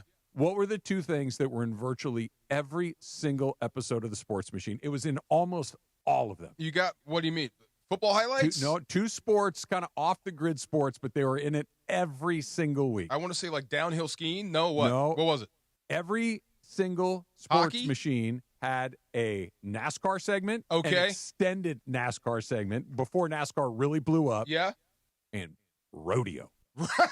No, really? Okay. Yes, I must have deleted the rodeo part. It came on at the very end. And we wrapped the show with rodeo. You're like, and now the PBR is in Billings, Montana. Wow. So some guy gets stomped by a bull, and that was the end of the show. That makes sense. It was yes incredible. You bring that back, I think I would be a disciple of that. I missed that. I do. You have to go on YouTube and Google this because you'll be like, you really liked this? And 15-year-old Travis could not get enough of it. Well, we're in nostalgia zone, and I will look that up. I was watching The Manchurian Candidate, the one with Denzel, earlier this week, and they're pulling in. Liev Schreiber's pulling in. By the way, his son just moved into USC last week. They're pulling into Times Square, and what's right behind him and Meryl Streep is an ESPN zone. The ESPN zone in Times Square. I'm so sad. I never had to experience an ESPN zone. I now I look back at it. I was like, I wanted to see that. Yeah, I did shows from there. I did a show with the studio in there. Yeah, where was that? That was there was one right downstairs Tom's where Watching Tom's there was is. one in OC somewhere. Disney. Disney, that's where it was. Yes, okay. Where Tom's Urban is here was an ESPN zone. And there was one in Disney. And Jalen Rose and I did a show together from the ESPN zone in downtown Disney. Yeah. In Fuego was a part of it was a room, right? It was like they had all the catchphrases like printed on the walls. Yeah, in Fuego. Yeah, yes. And if you ever get a chance to go to Bristol, Connecticut, if you get the chance to, they have in the Sports Center side of campus a whole wall of just the catchphrases of Sports Center, and it's really like if you ever see people like announcing that they got their job at Sports Center, so that neon sign for ESPN, it's right next to How many you got? I got Booyah. Oh. As cool as the other side of the pillow. Great one. Gone. That was Dan Patrick. Mm-hmm. There was the one about the meats and cheeses. And that was Kenny Mayne. I love that one. I can never Bring say me your finest meats and cheeses. Finest meats and cheeses. What else you got? Well, there was Dan had the you can't stop him. You can only hope to contain him. Dick Trickle, but that was a joke. There was there was a million of them.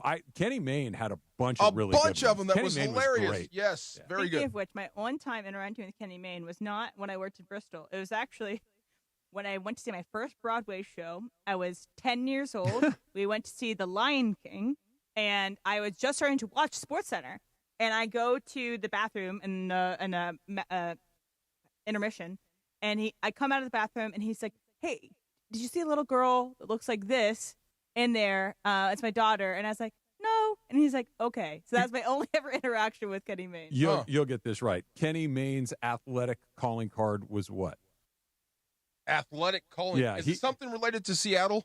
No. No? Okay, what? He was Randall Cunningham's backup at UNLV. You're kidding me. Yeah. Yeah. I did not know that. Yeah. Oh, no wonder. He's a backup quarterback. Yeah. No wonder he's so damn funny. Yeah. Okay, that makes sense. He backed up Randall Cunningham at UNLV. Okay, you're not seeing the field. Yeah. Yeah, there you go. Randall Cunningham's pretty good. Right. Randall Cunningham had Interesting. some I game did along the way. not know that. Yeah. Thank you for telling me that. Yes. Bring me your finest meats and cheeses and Randall Cunningham's backup. Did somebody have Jumanji? Yeah, Stu. Was right? that Stu? I think Jumanji? so. No, it was the guy with the glasses. Jumanji. On 3-pointers.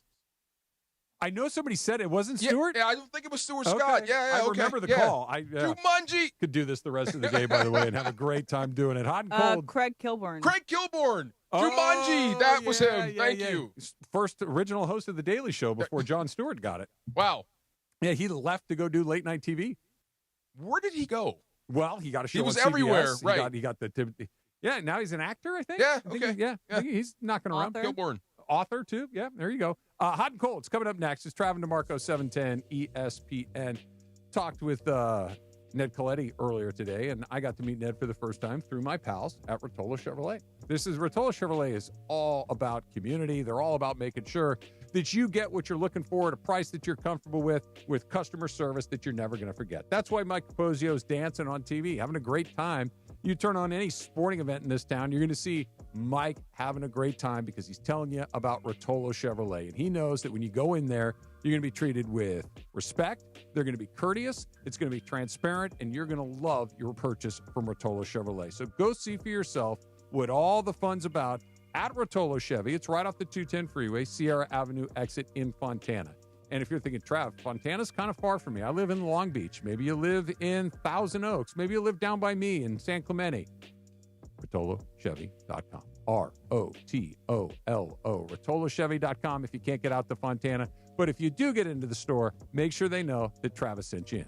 The most followed sports radio station in the world. In the world. That's right. In the world. 710 ESPN. You know it. Yeah. Tell your friends. At ESPN Los Angeles on Instagram, Facebook, X, YouTube, TikTok, and Twitch. We're naturally entertaining. Yes. LA's mega sports station. 710 ESPN. Have you been impacted by the Southern California wildfires, like Eaton and Palisades or other related fires this year? You're not alone, and you don't have to recover alone. Join us for the Ashes to Answers, a wildfire expert panel event, August 23rd at the Westin Pasadena. The event is free and hosted by the Rise Relief Project. We support those impacted by the wildfires with supplies, resources, and emotional care. Get real answers about insurance claim recovery, rebuilding your home, and your real estate options. Learn how to speed up your recovery and find out if you qualify for a wildfire class action lawsuit. Our team of experts, legal advisors, and community partners will be there, offering resources, support, and critical aid. In times of crisis, you need more than hope. You need help you can count on. Rise California. Relief, intervention, support, empowerment. Call 800-484-RISE or log on to risereliefproject.com to RSVP. Register now and receive a free gift at check-in to the event, August 23rd. 800-484-RISE. Hey guys, it's Sedano. For the first time, you can stream all of ESPN all in one place. And guys, it's changed the game for me personally. All the best live sports, the most championship moments, studio shows, documentaries, and originals. Too many to even name them all. Plus, all these great new features like watching 4 games at once in multi-view. Your fantasy team updates live in-game. SportsCenter, customized just for you. They thought of everything to make this the ultimate destination for fans. Sign up for the all-new ESPN app right now. Don't navigate the legal system alone. Hey, it's Travis. At the personal injury law offices of Joseph S. Normand, they will fight tirelessly to get you the max compensation you deserve. Joe and his team understand the emotional and financial toll that an injury can take on you and your life. Call 213-747-2000 or visit normandlegal.com. The law offices of Joseph S. Normand have helped thousands of people like you recover millions of dollars in settlements and verdicts. Visit normandlegal.com or call 213-747-2000. Your recovery is their priority. Actual price will depend on product and subscription plan. Featured products are compounded drug products, which the FDA does not approve or verify for safety, effectiveness, or quality. Prescription products require an online consultation with a healthcare provider who will determine if appropriate. See website for details, restrictions, and important safety information. Want a boost in and out of the bedroom? Hims has you covered. Introducing a new 2-in-1 approach to level up your game. Tadalafil for better bedroom performance and zinc for testosterone support. Put it all together and you've got what you need to turn things all the way up. Getting started is simple. Just go to hims.com/joy to start your free online visit. Through Hims, you can access ED treatments including pills, chews, and more. 100% online.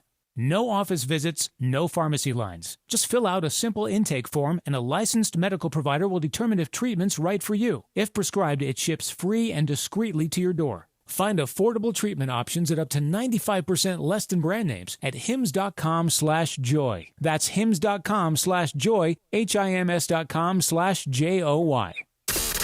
It's Travis Rogers and DeMarco Farr. Guys, what the heck is going on out here? The Travis and DeMarco Show rolls on. Doing awesome. Yes. What's up? Back to the guys. It's the Travis and DeMarco Show on ESPN LA. It's time for Who's Hot and Who's Cold. You're as cold as ice. Thanks to our friends at NextGen. NextGen, the official air conditioning, heating, plumbing of SoCal sports fans. Call 833-3-NEXTGEN, NEXGEN, or visit nextgenairandplumbing.com. Time for Who's Hot and Who's Cold. Thanks to NextGen. Right now. Aloha. Buenos dias. Howdy, howdy. There we go. All right. So it's hot. Will Chamberlain. Is A lot more. jersey retirement. Yeah. Because the Chicago Bulls have announced today that they will retire Derrick Rose's number on January 24th, this next year, 2026. And number 1 will be added to the United Center rafters. Apparently, the tickets are one of the most expensive tickets ever in Chicago. Yeah. Sitting right now, the average price about $600. Wow. To go to attend this Derrick Rose jersey retirement night. What do you think about that? Yeah. Derrick Rose having his number hanging in the rafters. I think it's great. You like it? I do. I used to say he had the best two-handed slam of anybody in the NBA. And I've never seen anybody that fast play under control like him. Didn't injuries get him? Oh, yeah. Is that what it was? Oh, yeah. Yeah, finally. Most valuable player, 3-time NBA All-Star. Yeah, he was great. I'm glad the Bulls aren't forgetting about him because at one point he was top 3 in the league, maybe even better. Well, he's top 1. He won an MVP, but you just said 2011. Yeah. He's a 3-time All-Star? Yeah. Number retired? 3-time All-Star? But it could have been. It could have been. But it wasn't. If he didn't get hurt, I know. But it wasn't. Sometimes, like And Gale his number Sayers. gets right next to Scottie Pippen. Gale Sayers got hurt. Sometimes you just say, we know that guy could have been. I get it, but it's like one of those, if we're just going to say, well, it might have been, we're going to retire Mark Pryor's number. He got hurt. No, he had a good season. What if Ohtani got smoked in the head by that ball and he couldn't play again? He couldn't play ever. He's won 3 MVPs. Derrick Rose got 1. Okay, that's triple the but amount. he's still in the combo as MVP. No, Cody Bellinger going to hang his number up at Dodger Stadium. He won an MVP. My argument That's is... a good point. Is It's a great argument. Anybody who has won an MVP for your league deserves their number retired for your team. So Cody Bellinger gets his number retired at Dodger Stadium next to Sandy Koufax and Clayton Kershaw. Let's make him the door. Let's make him the door. Like, you can't be any worse than that. I got you. But Derrick Rose, was one of the best players in the league, hands down. For a brief period of time. Because injuries took him out. I understand. I don't want to throw shade. But my point is, getting your number retired is an incredible honor. Yeah. It is a very high bar. It is a very high bar. And an MVP, while incredibly impressive, is not a lifelong era of dominance, which to me is the threshold to be your number. I wouldn't let this reset my standards for admission. Yeah. But this would be my one dispensation, my one allowance. I don't hate it because he was really fantastic. Super good. He was really, truly fantastic, but it was... And good in college. And here's a better case, in my opinion. Had he won the MVP, suffered that injury, and never played again, that's the case to do it. But had he won the MVP, got hurt, he came back. He actually played a really long time. He won the MVP in 2011, and he played till 2024. There you go. There's a lot there. There's a lot there, and I know that the reason it wasn't all great is because of the injury, but injuries. he did come back, and what was left was not what we could have had. True. One more thing in Cody Bellinger's camp. He did win a World Series. Uh-huh. A World Series winner Mickey Hatcher, and we're an gonna put his NL number up there? MVP. NL MVP. Yeah. You got Two ammo great for days, things. don't you? Well, Look my at point you. is, just hitting this mark, a lot of people hit a mark. No, it's right. hitting But a not a lot bunch of of marks. Not a lot of people get the MVP of a league. I understand, but occasionally you get. Do you know who R.A. Dickey is? Yes. I don't. Knuckleball. R.A. Dickey won the Cy Young not that long ago. He was the best pitcher in the league for 1 year. He also was a journeyman. But for 1 year, he was really good. Cody Bellinger had a year that was amazing. One time. But maybe we're talking circles around this but I really think the MVP is a special thing. The Cy Young is, if you win the MVP like Kershaw did as a pitcher, incredible. Yeah. Like amazing, rarely done. MVP, I think, is super special. Very few players ever get it because most times people repeat them. I think we can name on our hands MVPs that go away from our mind completely. I think most of these people are people that stay with us for a while. Willie Hernandez. You know who he is? Okay, baseball, Emily doesn't know as well. Willie Hernandez won the MVP in 1984 for the Tigers. He did? Yeah. 12 years before I was born. I understand, but my point is that he's not one of the great players in history. He had a great season. That's strike time? Yeah, right out. 81 was the strike. Okay. Yeah, right after. But MVP is you're right. It's a super high threshold, but I don't know. It just feels like one of those. Let's make it real hard to get that. Well, like accomplished. Rose, if you're the Trailblazers and you wanted to do something for Brandon Roy, another guy who was comparison. He was terrific. 3-time All-Star. He just didn't win the MVP and cut short by injuries. Yeah. I wouldn't mind that at all. But I don't know who he is. Right. All right, what's cold is I have a Brandon Roy nicknames. story. I'll tell you later. Do you? Oh. Yeah. Nicknames. I'm not going to be able to say this guy's name, but the Red Sox are calling up. The Red Sox are calling up a baseball player. Yes. Let me try this, Travis, before you jump in. I don't know how to say it either, so I'm so just his guessing. name is pronounced. I don't know how it's pronounced, but it's Jahos Nixon, and it is spelled. Follow with me. This is his first name. JHOSTNYXON is how you spell his first name. Where is he from? Jahos Nixon. The reason why was he born on a commune? I don't know. I'm sorry. Yeah. The reason why his nickname is interesting because the nickname they're giving him is the password. Amazing. Absolutely amazing. The nickname is the password. Because you know, like when Apple will auto-generate a password and it's just a bunch of gobbledygook?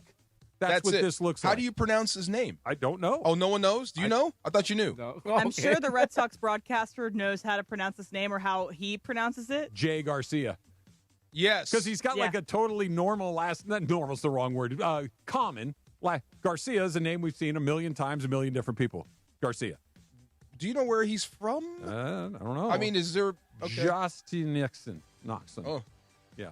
The password is perfect. Password Garcia. Great name. It's great. Love it. Love it. Brandon Roy story. You ready? Yeah. So Brandon Roy was trying to be selected Rookie of the Year. And sometimes team PR departments will send out little packages to media members saying, hey, don't forget about our guy when it comes time to vote for Rookie of the Year, MVP, all that sort of stuff. And especially if it's not a Laker or something like that, Yeah, a little more off they're promoting their guy. So the Blazers were promoting Brandon Roy. And one of the things that Brandon Roy made him a special player. He's pretty good at everything. He could shoot. He had a handle. He's pretty fast. He was a good defensive player. Great. He was a really good NBA player, but had terrible knees. So the little promotional package, they gave you a little Leatherman. You know that tool that's got like pliers and a knife and a rule, and it was this cool little black and red Leatherman. Oh yeah, that was the Brandon Roy Leatherman that they sent to me. Yes, I kept it in my backpack. I used it it was just this perfect little I know tool what you to mean. do everything. Went on a road trip. I knew it. Me too. And it went through the X-ray machine, and they're like, "You can't bring that on the airplane." This is pre 9/11, by the way. Got confiscated. They're like because of the scissors. Because of it had a little teeny tiny knife. Yeah. Yep. And I'm like, oh man, I'm like, and they're like, you cannot. Of course, I can't bring it on the airplane. It makes perfect sense. threw it in the trash right in front of me. Yeah. It was devastating. I loved that thing. I hate that. I know. You thought about, going out the next day, right? I almost am like, let me see if I can change my flight. I know. It was awesome. I looked at the guy. I'm like, I know you're going to keep that. Oh. As soon as I'm gone, you're going to dig that out of the... I know you are. I was so bummed. Who's Hot, Who's Cold is brought to you by NextGen, the official AC Heat and Plumbing Company of SoCal sports fans.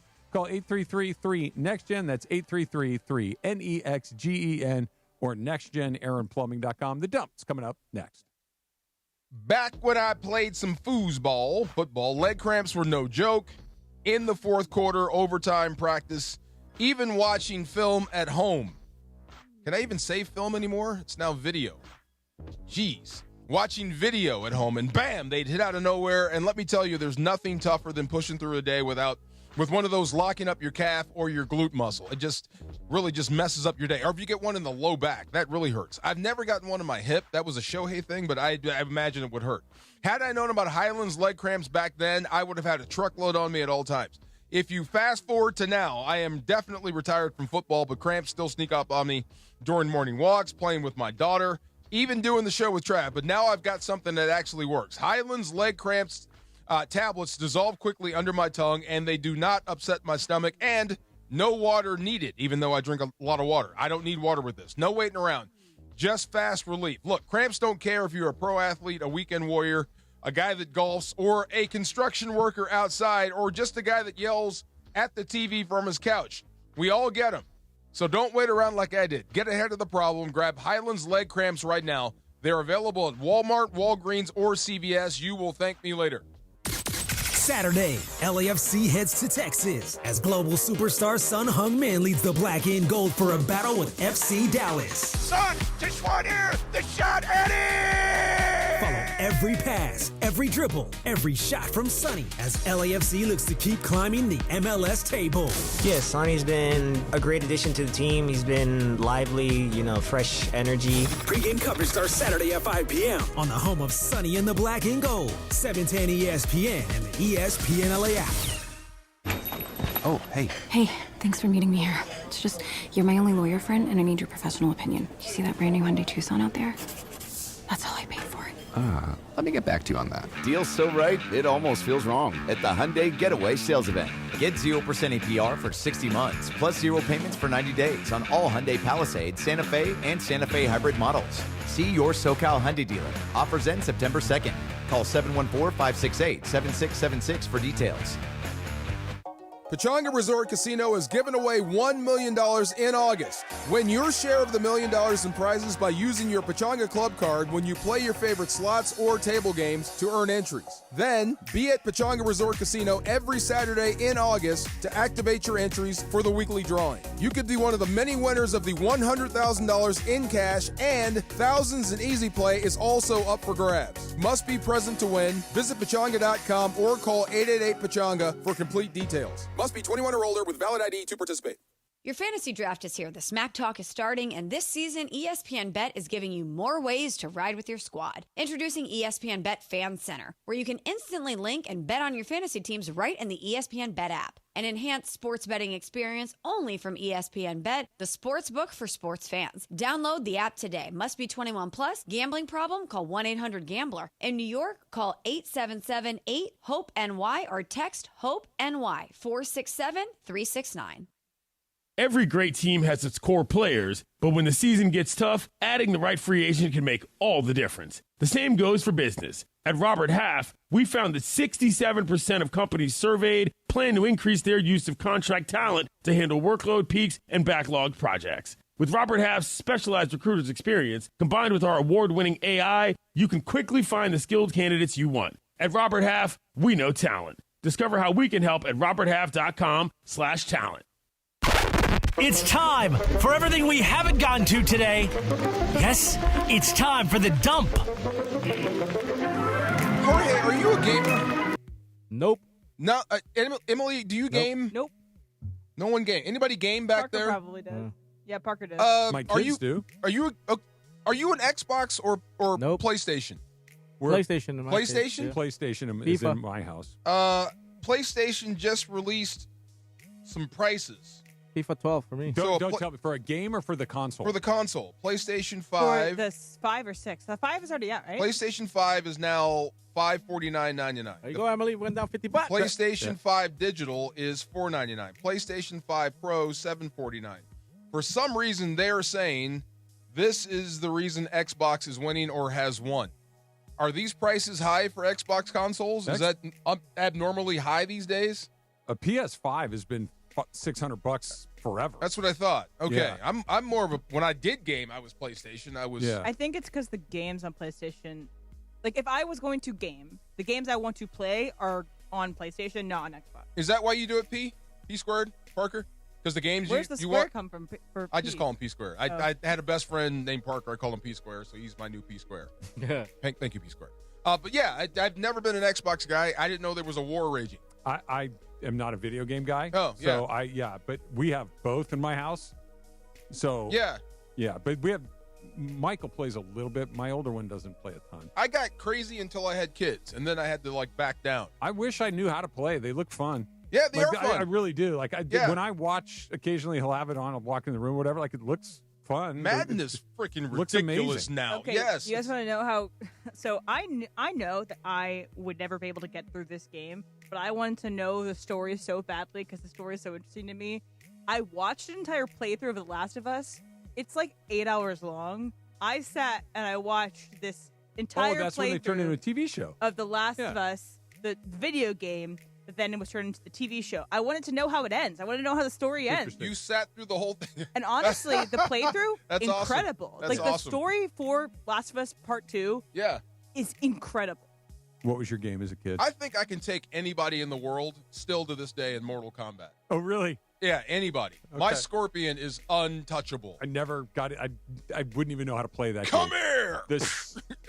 I got Pac-Man skills. Yeah. I've got Donkey Kong skills and Galaga skills, and that's about it. That's okay. Yeah, There's a lot more. I checked out after about that. Yeah. The second there was a third button, I was out. You got to be, what's the word we use? Ambidextrous? Ambidextrous. Yeah. But like Jason Varitek. You got to be a switch hitter. Yeah. There you go. Tiger Woods will lead a new, quote, future competition committee, close quote, that is seeking to modernize the PGA Tour. Theo Epstein, longtime Major League Baseball executive, is also on the committee. And according to Tiger Woods, quote, nothing's off the table. How do you modernize the game? Not sure. But I like that Tiger's a part of it. Yeah. Because Tiger, I think, is a good blend of keeping golf, what makes golf attractive to somebody like myself, and somebody that's young enough, dynamic enough, and interesting enough to kind of know where the line is between let's try new stuff and let's not be stupid. So it's not the game. Maybe it's the approach. Maybe it's the welcoming of people into the game. I love that part of it. Yeah. I love that Theo Epstein's a part of it. Think about Theo Epstein's resume is amazing. Oh, yeah. Theo Epstein started in the ticketing department for the San Diego Padres, was going to law school at night, and then got a job running the Boston Red Sox and broke the curse of the Bambino.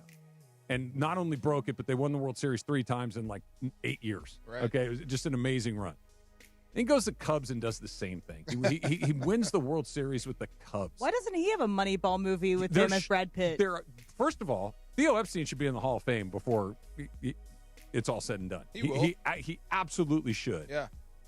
Those Tiger and Theo Epstein, that's a really interesting combination of people. You assume very smart and they care about the game. Yeah. Yeah. But how do you bring it up? What's lagging, what's antiquated in golf? That you can modernize the equipment? The equipment, if anything, we got to dial the equipment back. I think what you can, number one, it takes too long. Speed it up. Let's find a way to, instead of taking basically a full day, is there a way we can do the whole thing in under 2 hours? Could you put a clock on golfers? They should do that too. But I'm talking about, the PGA Tour should have a clock. I'd be 100% on board with that. But the idea of, if I want to spend all day out there, I should be able to spend all day out there. But if I want to just spend a couple hours, that should be an option too. Just go out there and play a little quicker. This will be interesting. Yeah. Some birthdays here. Let's start with the guy that's the answer to every NBA trivia question. Wilt Chamberlain would have celebrated a birthday. No, how old would he have? How old? I'm going to guess Wilt would have been in his late 80s would be my guess. Let's assume. So he was born on August 21st, 1936. So 36, he'd be 90. What was his? How many a day? I'm just trying to if he stayed. Coffees? If he stayed. Yeah. If he Donuts? stayed healthy and virile. I don't. If he was alive now, what would that number be? Need a calculator with scientific notation. I don't know how to do that. He was prolific. I'm assuming he would have some drop off. So let's go to 1 a day. He had bad knees, so at some point, your what would that actual number be had he that. be alive? Yes. Yeah. Wow. Way ahead of his time. With basketball, get DeMarco, shake yourself over there. Wow. Usain Bolt turns 39 years old today. Wow. Still to this, I keep watching that. I showed you, I think I did, the women's track team, American track team, when they beat Jamaica. Just one of the most inspirational videos. Right after that, the Jamaicans will send Usain Bolt beating us. Yeah. And it was even at the start of the last leg until he took off. And just the fastest man on the planet, period, hands down. Yeah, he was. When he's looking to his sides and got his arms out, it's like, okay. Ridiculous. Yeah, pretty good. Ethel Caterham? We go with that? Ethel Caterham turns, you ready? First of all, let me guess. How old do you think somebody named Ethel Caterham might be? Ethel? At least 100? Keep going. Okay. 116. 116? She turns 116. Why Ethel Caterham's birthday is important is she is currently the oldest person alive. No way. Yes. In I mean, America. just behind you, Travis. Yeah, just behind me. Ethel and I are close. Does anyone have the guts to name their daughter Ethel these days? Some older names are coming back. Okay. You'll run into a Marge once in a while. A Maud once in a while. You met a Maud? A Dorothy once. We're starting to circle Wait, back into some older you names. met a 10-year-old Maud. Not a 10-year-old, but a 16-year-old Maud. A what? Gladys? Not after weapons. You know, Kelly, my daughter, who's 22. Yeah. One of her teammates on her volleyball team in college named B. B? Like Okay. Beatrice. But you've never met a baby Gladys, an infant Maud. I don't know any Gladyses, but I do know a Maud. I Yeah. watched All About Eve yesterday at Vidiots, and I'm right now just fixating on the names Margot and Eve. Oh. I was Yeah. like, I would name my kid Margot or Eve. I know a bunch of Margos. Yeah, Margot's I know common. some Margos. Yeah. Yeah, Eve, I don't think I know an Eve. One or two. Yeah. Yeah, Eves. I mean, Eve gets a bad rap. She was the very Not their real first name. person to drag someone down with The her. only, I'm trying to think if I. It's not their real name. Right. If I said the first name of a woman with Eve, taking Adam and Eve off of the table, who's the first one to come to mind? The rapper. Oh, okay. Yeah. Who's your first? Eve Plum from Eve the Brady Plum Bunch. from She the was Brady Jan Bunch. Brady. Oh. Yeah. The actor who played Jan Brady was named Eve Esther. Plum. My friend's name is Esther. Your Your what? sister's? Esther. My friend's name. Oh, is your Esther. friend. No, yeah, friend of mine. I was gonna say, I didn't think My you had buddy's a wife, sister. Esther. Yeah, Esther. Wow. I don't think I know any Esthers. No. Ethel's an older one. That Sister is- Jean from University of Chicago? Loyola Chicago. Loyola She Chicago. was the mascot, quote unquote, the of that nun. legendary run for Loyola Yeah. Chicago in 2019, I believe. She's still with She us? is still kicking. She is 106 years old today. Wow. Happy birthday, Sister Jean. Happy birthday. I wonder if Ethel talks, you know what, on Sister Jean. Like, yes, 106. I got 10 who years on cares? you. Oh, You baby homegirl. girl. Yeah, I was driving when you were still with your mom. Yeah. You're just a baby. Hayden Panettiere? Hayden Panettiere. Panettiere from Panettiere. she was in the show Nashville with Connie Britton. I'm sure you would have watched that show, Travis. And then says also I she was in Remember the Titans. Remember as the a kid. Titans? Yeah. The Oh, daughter. yeah, she was the daughter to Yost. Yes. Did she marry? I know she had a child with Klitschko. Vladimir Klitschko. Yeah. That is a hell of a prom picture. She's tiny, right? And he's Yes. not. yeah. Yeah. And he's the heavyweight champion of the He's world. huge. Yeah. Yes. Happy 36th to her. And to this day in 1931, Babe Ruth hit his 600th home run off of St. Louis's George Blayholder. He finished the 1931 seasons with 611 home runs, more than double any other player in baseball history at that time. Wow. Double the next closest guy. Unbelievable. Look, I can understand the Shohei effect and why he's so good, because sports science is caught up. Bigger, stronger, faster. There's so much technology. There's so much help. How did Babe become Babe all of a sudden? I don't know. Just He's all that of a sudden out of just nowhere. That much better than Yeah. You know, Keyshawn's theory on this. What is that? That Babe was black, and that's I why did he hear was this dominating before. everybody. Yeah. I saw pictures side by. I'm like, Yeah. hey, wait a minute now. Yeah. Okay, but geez, Yeah. dude, out of nowhere. Yeah, he was pretty good. Yes. If I told you nobody puts Baby in the corner, what would your response be? Ireland? Come on, DeMarco. That would be your response? No. Yeah, you don't know this? That's I guarantee Emily knows. There you go. Yeah. This day in 1987, Dirty Dancing was released. If I told you the most famous murdering of the mother in a Disney animated movie happened on this day, there you go. 1942, Bambi. Wait a minute. Does Finding Nemo give that a run for its money? Oh, my God, that was tragic. It's the opening scene of Nemo, which is aggressive. So, all right, this is when Jack was little, when my son was little.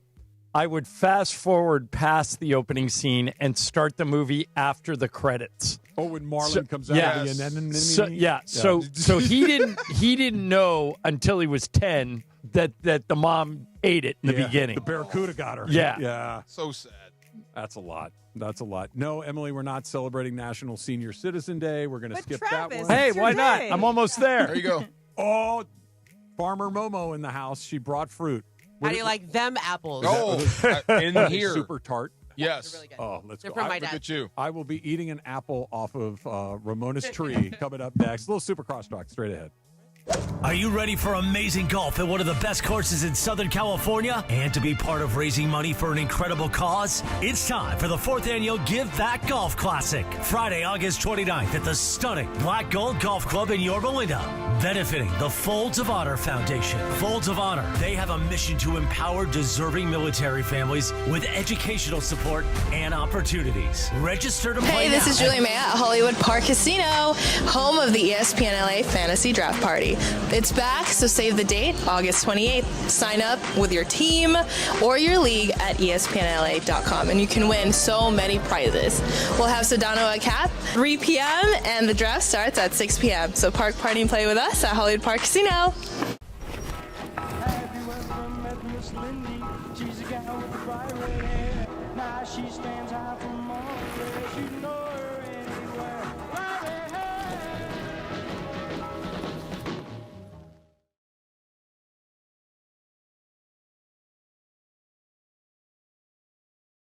For 5104 now. Drivers who are covered will not have to pay for covered repairs again. This protection plan is at an all-time low. Additionally, drivers who activate this vehicle protection today will also receive free roadside assistance, free towing, and car rental options at no additional cost. Call us for your free quick quote today. 800-274-5104. That's 800-274-5104. What do you have to lose? Call 800-274-5104. Again, 800-274-5104.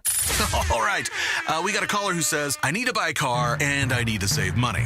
Well, my friend, I've got one answer for you. The Cerritos Auto Square. It's America's largest auto mall. 24 dealerships, all the top brands, all in one easy location right here in SoCal. And here's the secret. These dealers sell more cars than anyone because they have low prices. And they can actually afford low prices because they sell so many cars. Check it out at CerritosAutosquare.com. Cerritos Auto Square.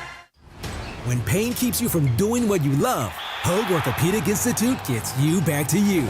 We are ranked number 18 in the nation and number 1 in Orange County for orthopedic and spine care by U.S. News & World Report. From the surf to the green, our world-class doctors are there, which is why more Californians choose Hoag Orthopedic Institute for orthopedic and spine care more than any other hospital. At Hoag Orthopedic Institute, there is no one better at getting you back to you. Proudly founded by premier physicians in partnership with Hoag. Learn more at HoagOrthopedicInstitute.com.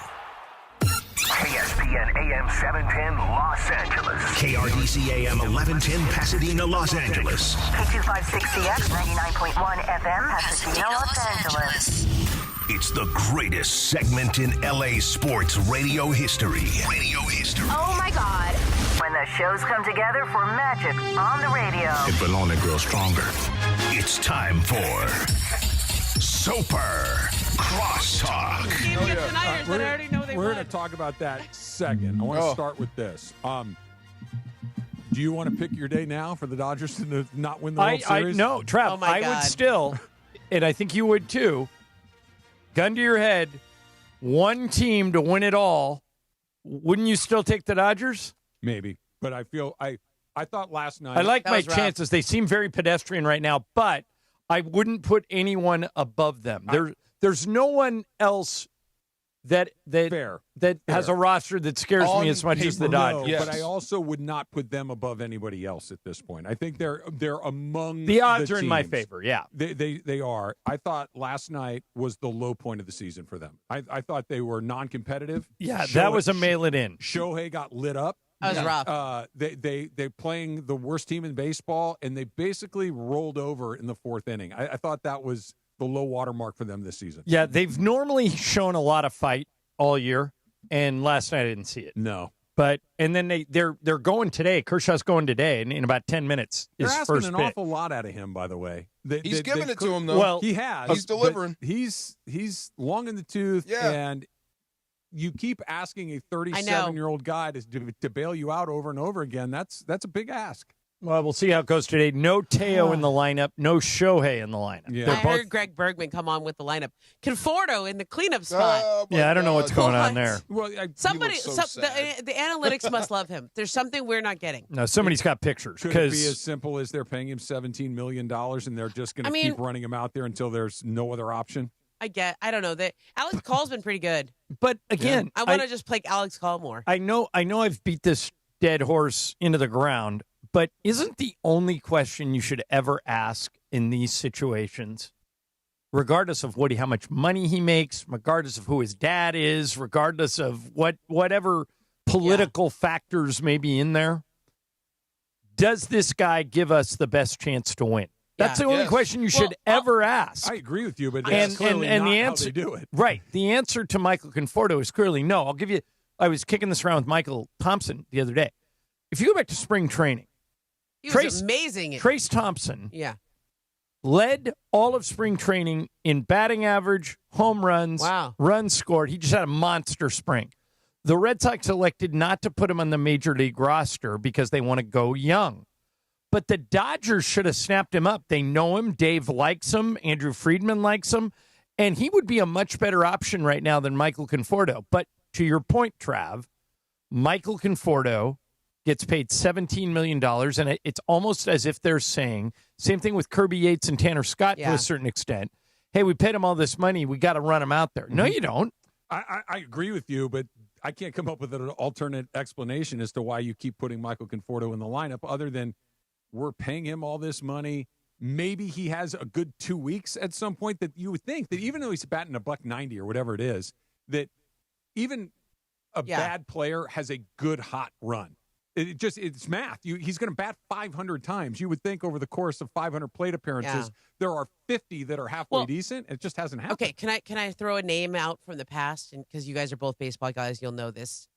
J.D. Drew. Yeah. Oh yeah. Yeah, okay? of course. I started feel like in Boston, came to the Dodgers. Yeah, he's got a J.D. Drew vibe to me in that he has a good approach at the plate. He has a textbook swing. When you watch him, he just should be good. Like he has a great approach. Like all the things you look for in a major league hitter, he has that. He has that approach. That I don't know where he was drafted. Mm-hmm. JD was always like I think he was a He was top first draft rounder, pick, right? And wasn't he a Scott Boras guy? And he held out and all this stuff. Yeah. And you're just betting on the form. You're betting on you're betting on the eye test. And at some point, like I get why you want to just continue to give him opportunities because he just should be better. And like I saw him in spring training, Conforto, he was on fire. Yeah. When he's good, he's good. He's been in the major leagues for 10 years. There's a reason why. He's had a track record of success in this league, but not with the Dodgers. He's been absolutely terrible. So okay, let me visit something before we go to the Cowboys thing. So you guys were debating whether or not Derrick Rose should get his number retired. Yeah. I don't have a problem with it. All right. Yeah. Trav, I thought you were making a lot of sense. But hold on, write that down. Uh-oh. Yeah. But let me give you a comp. Okay. So your argument basically is Derrick Rose had one monster year. Yeah. And after that, long career, but not another monster year. I think with 3 or 4 All-Star appearances. Something like that. Won a Rookie of the Year award, won an MVP. Mm-hmm. Okay. I'm thinking of somebody else who won a Rookie of the Year award, won an MVP, had one monster year. Yep. And they retired his number anyway, even though I think he had 5 or 6 All-Star appearances, but never equaled the one thing. Okay. You know what I'm thinking about? Not off the top of my head. Fernando. Oh, wow. So I think Rose is to Chicago what Fernando was to us. Okay, Fernando mania. was a movement. I don't know the answer to this. Tell me if there's this component, because Fernando, by the way, one of only 2 Dodgers who had his number retired, but he's not in the Hall of Fame. Correct. The other one died tragically early. Right, Jim Gilliam. Yes.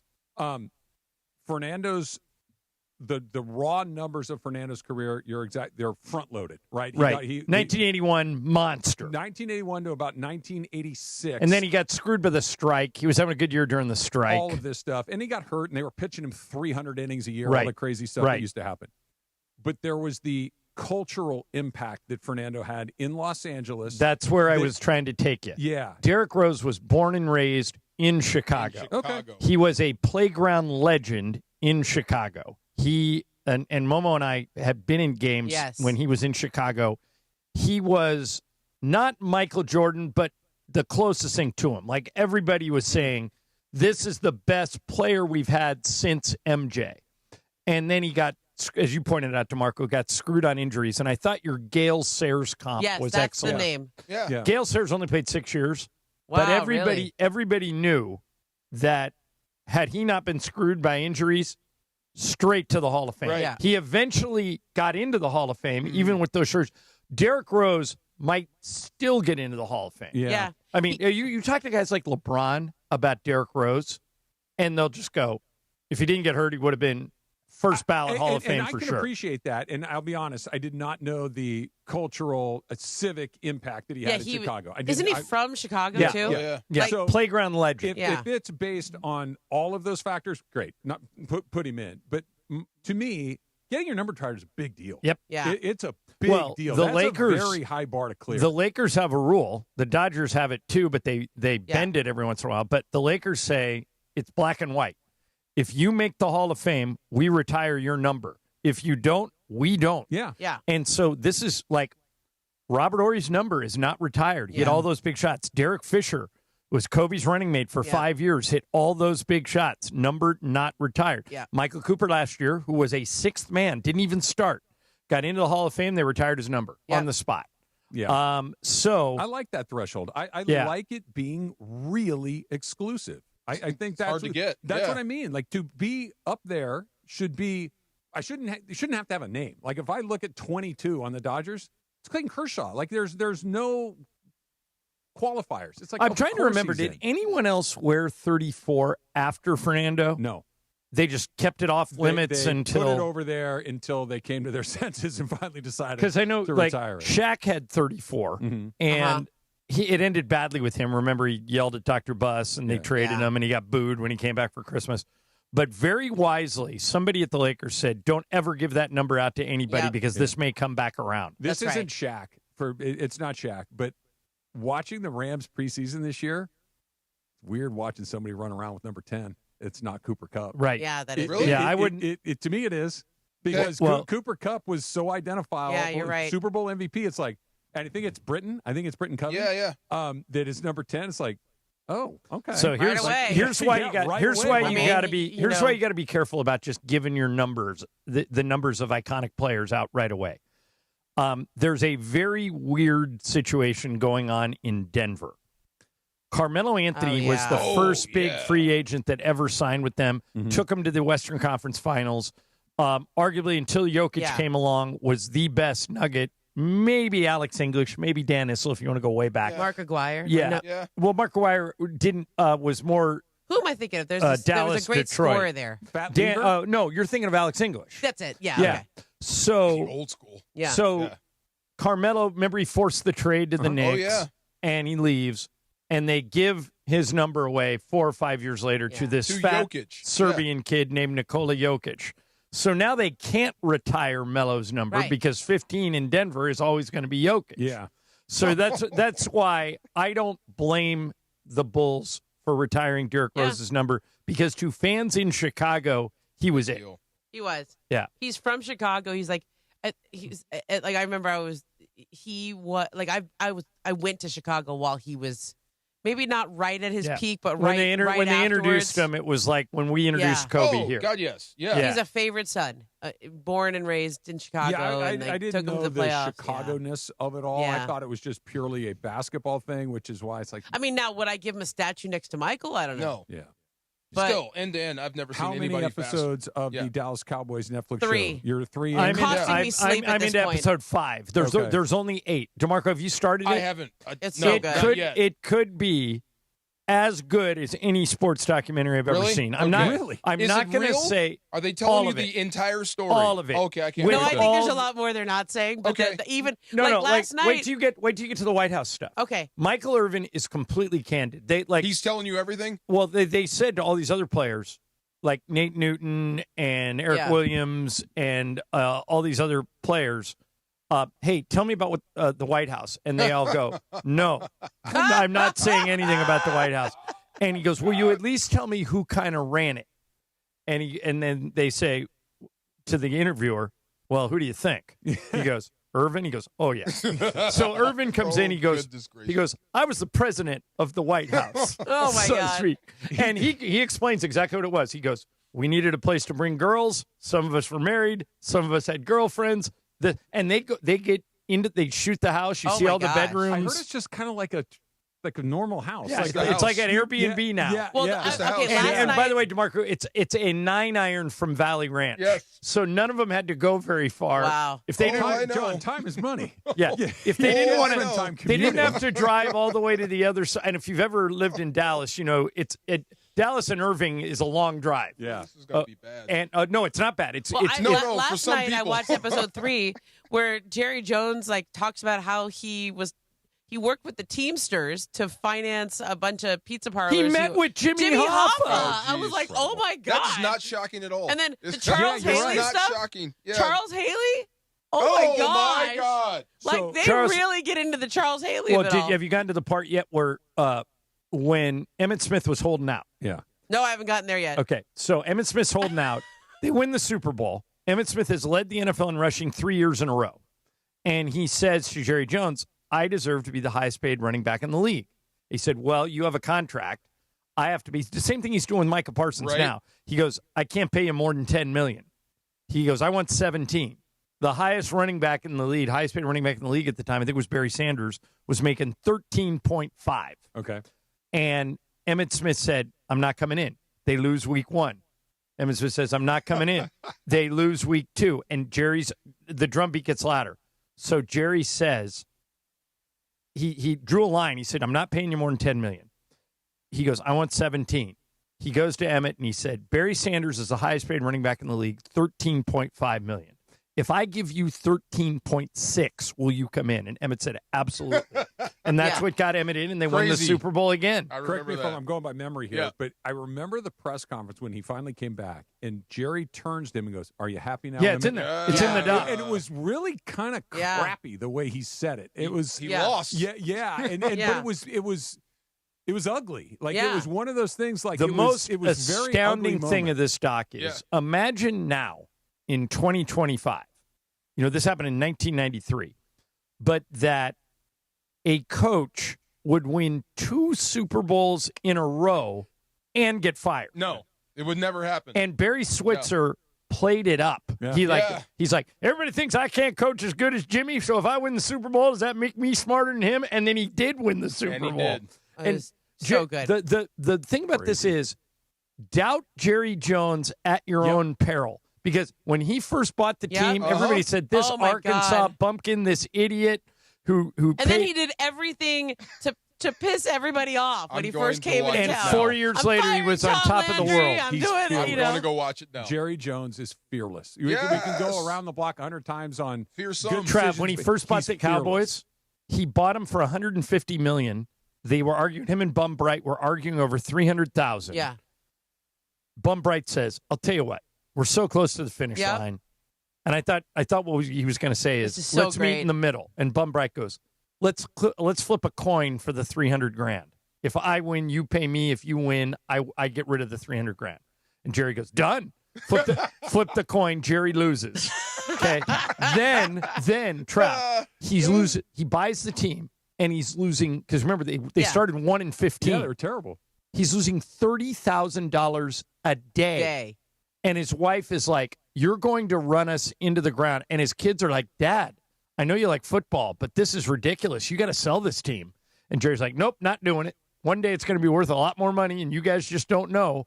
And sure enough, he was right. It's worth $15 billion now. Easy. He paid $150 million. Easy. Visionary, not scared. Not at all. Yeah, Jerry jerk. It's great though. Like, Jerry comes off warts and all as somebody that you don't want to go into business with this guy because he'll take you to the cleaners. No, it's like making I want to be. It's like you want to be partners with it. It's like making a trade. Remember when everybody said if Jerry West calls, don't answer the phone because he's going to take you to the cleaners? Yeah, that's Jerry Sam Jones. Presti or Danny Ainge. Right. Don't answer if Danny Ainge calls. You know. That super crosstalk. I won't see it. DeMarco won't see it. Emily's doing a show by herself tomorrow.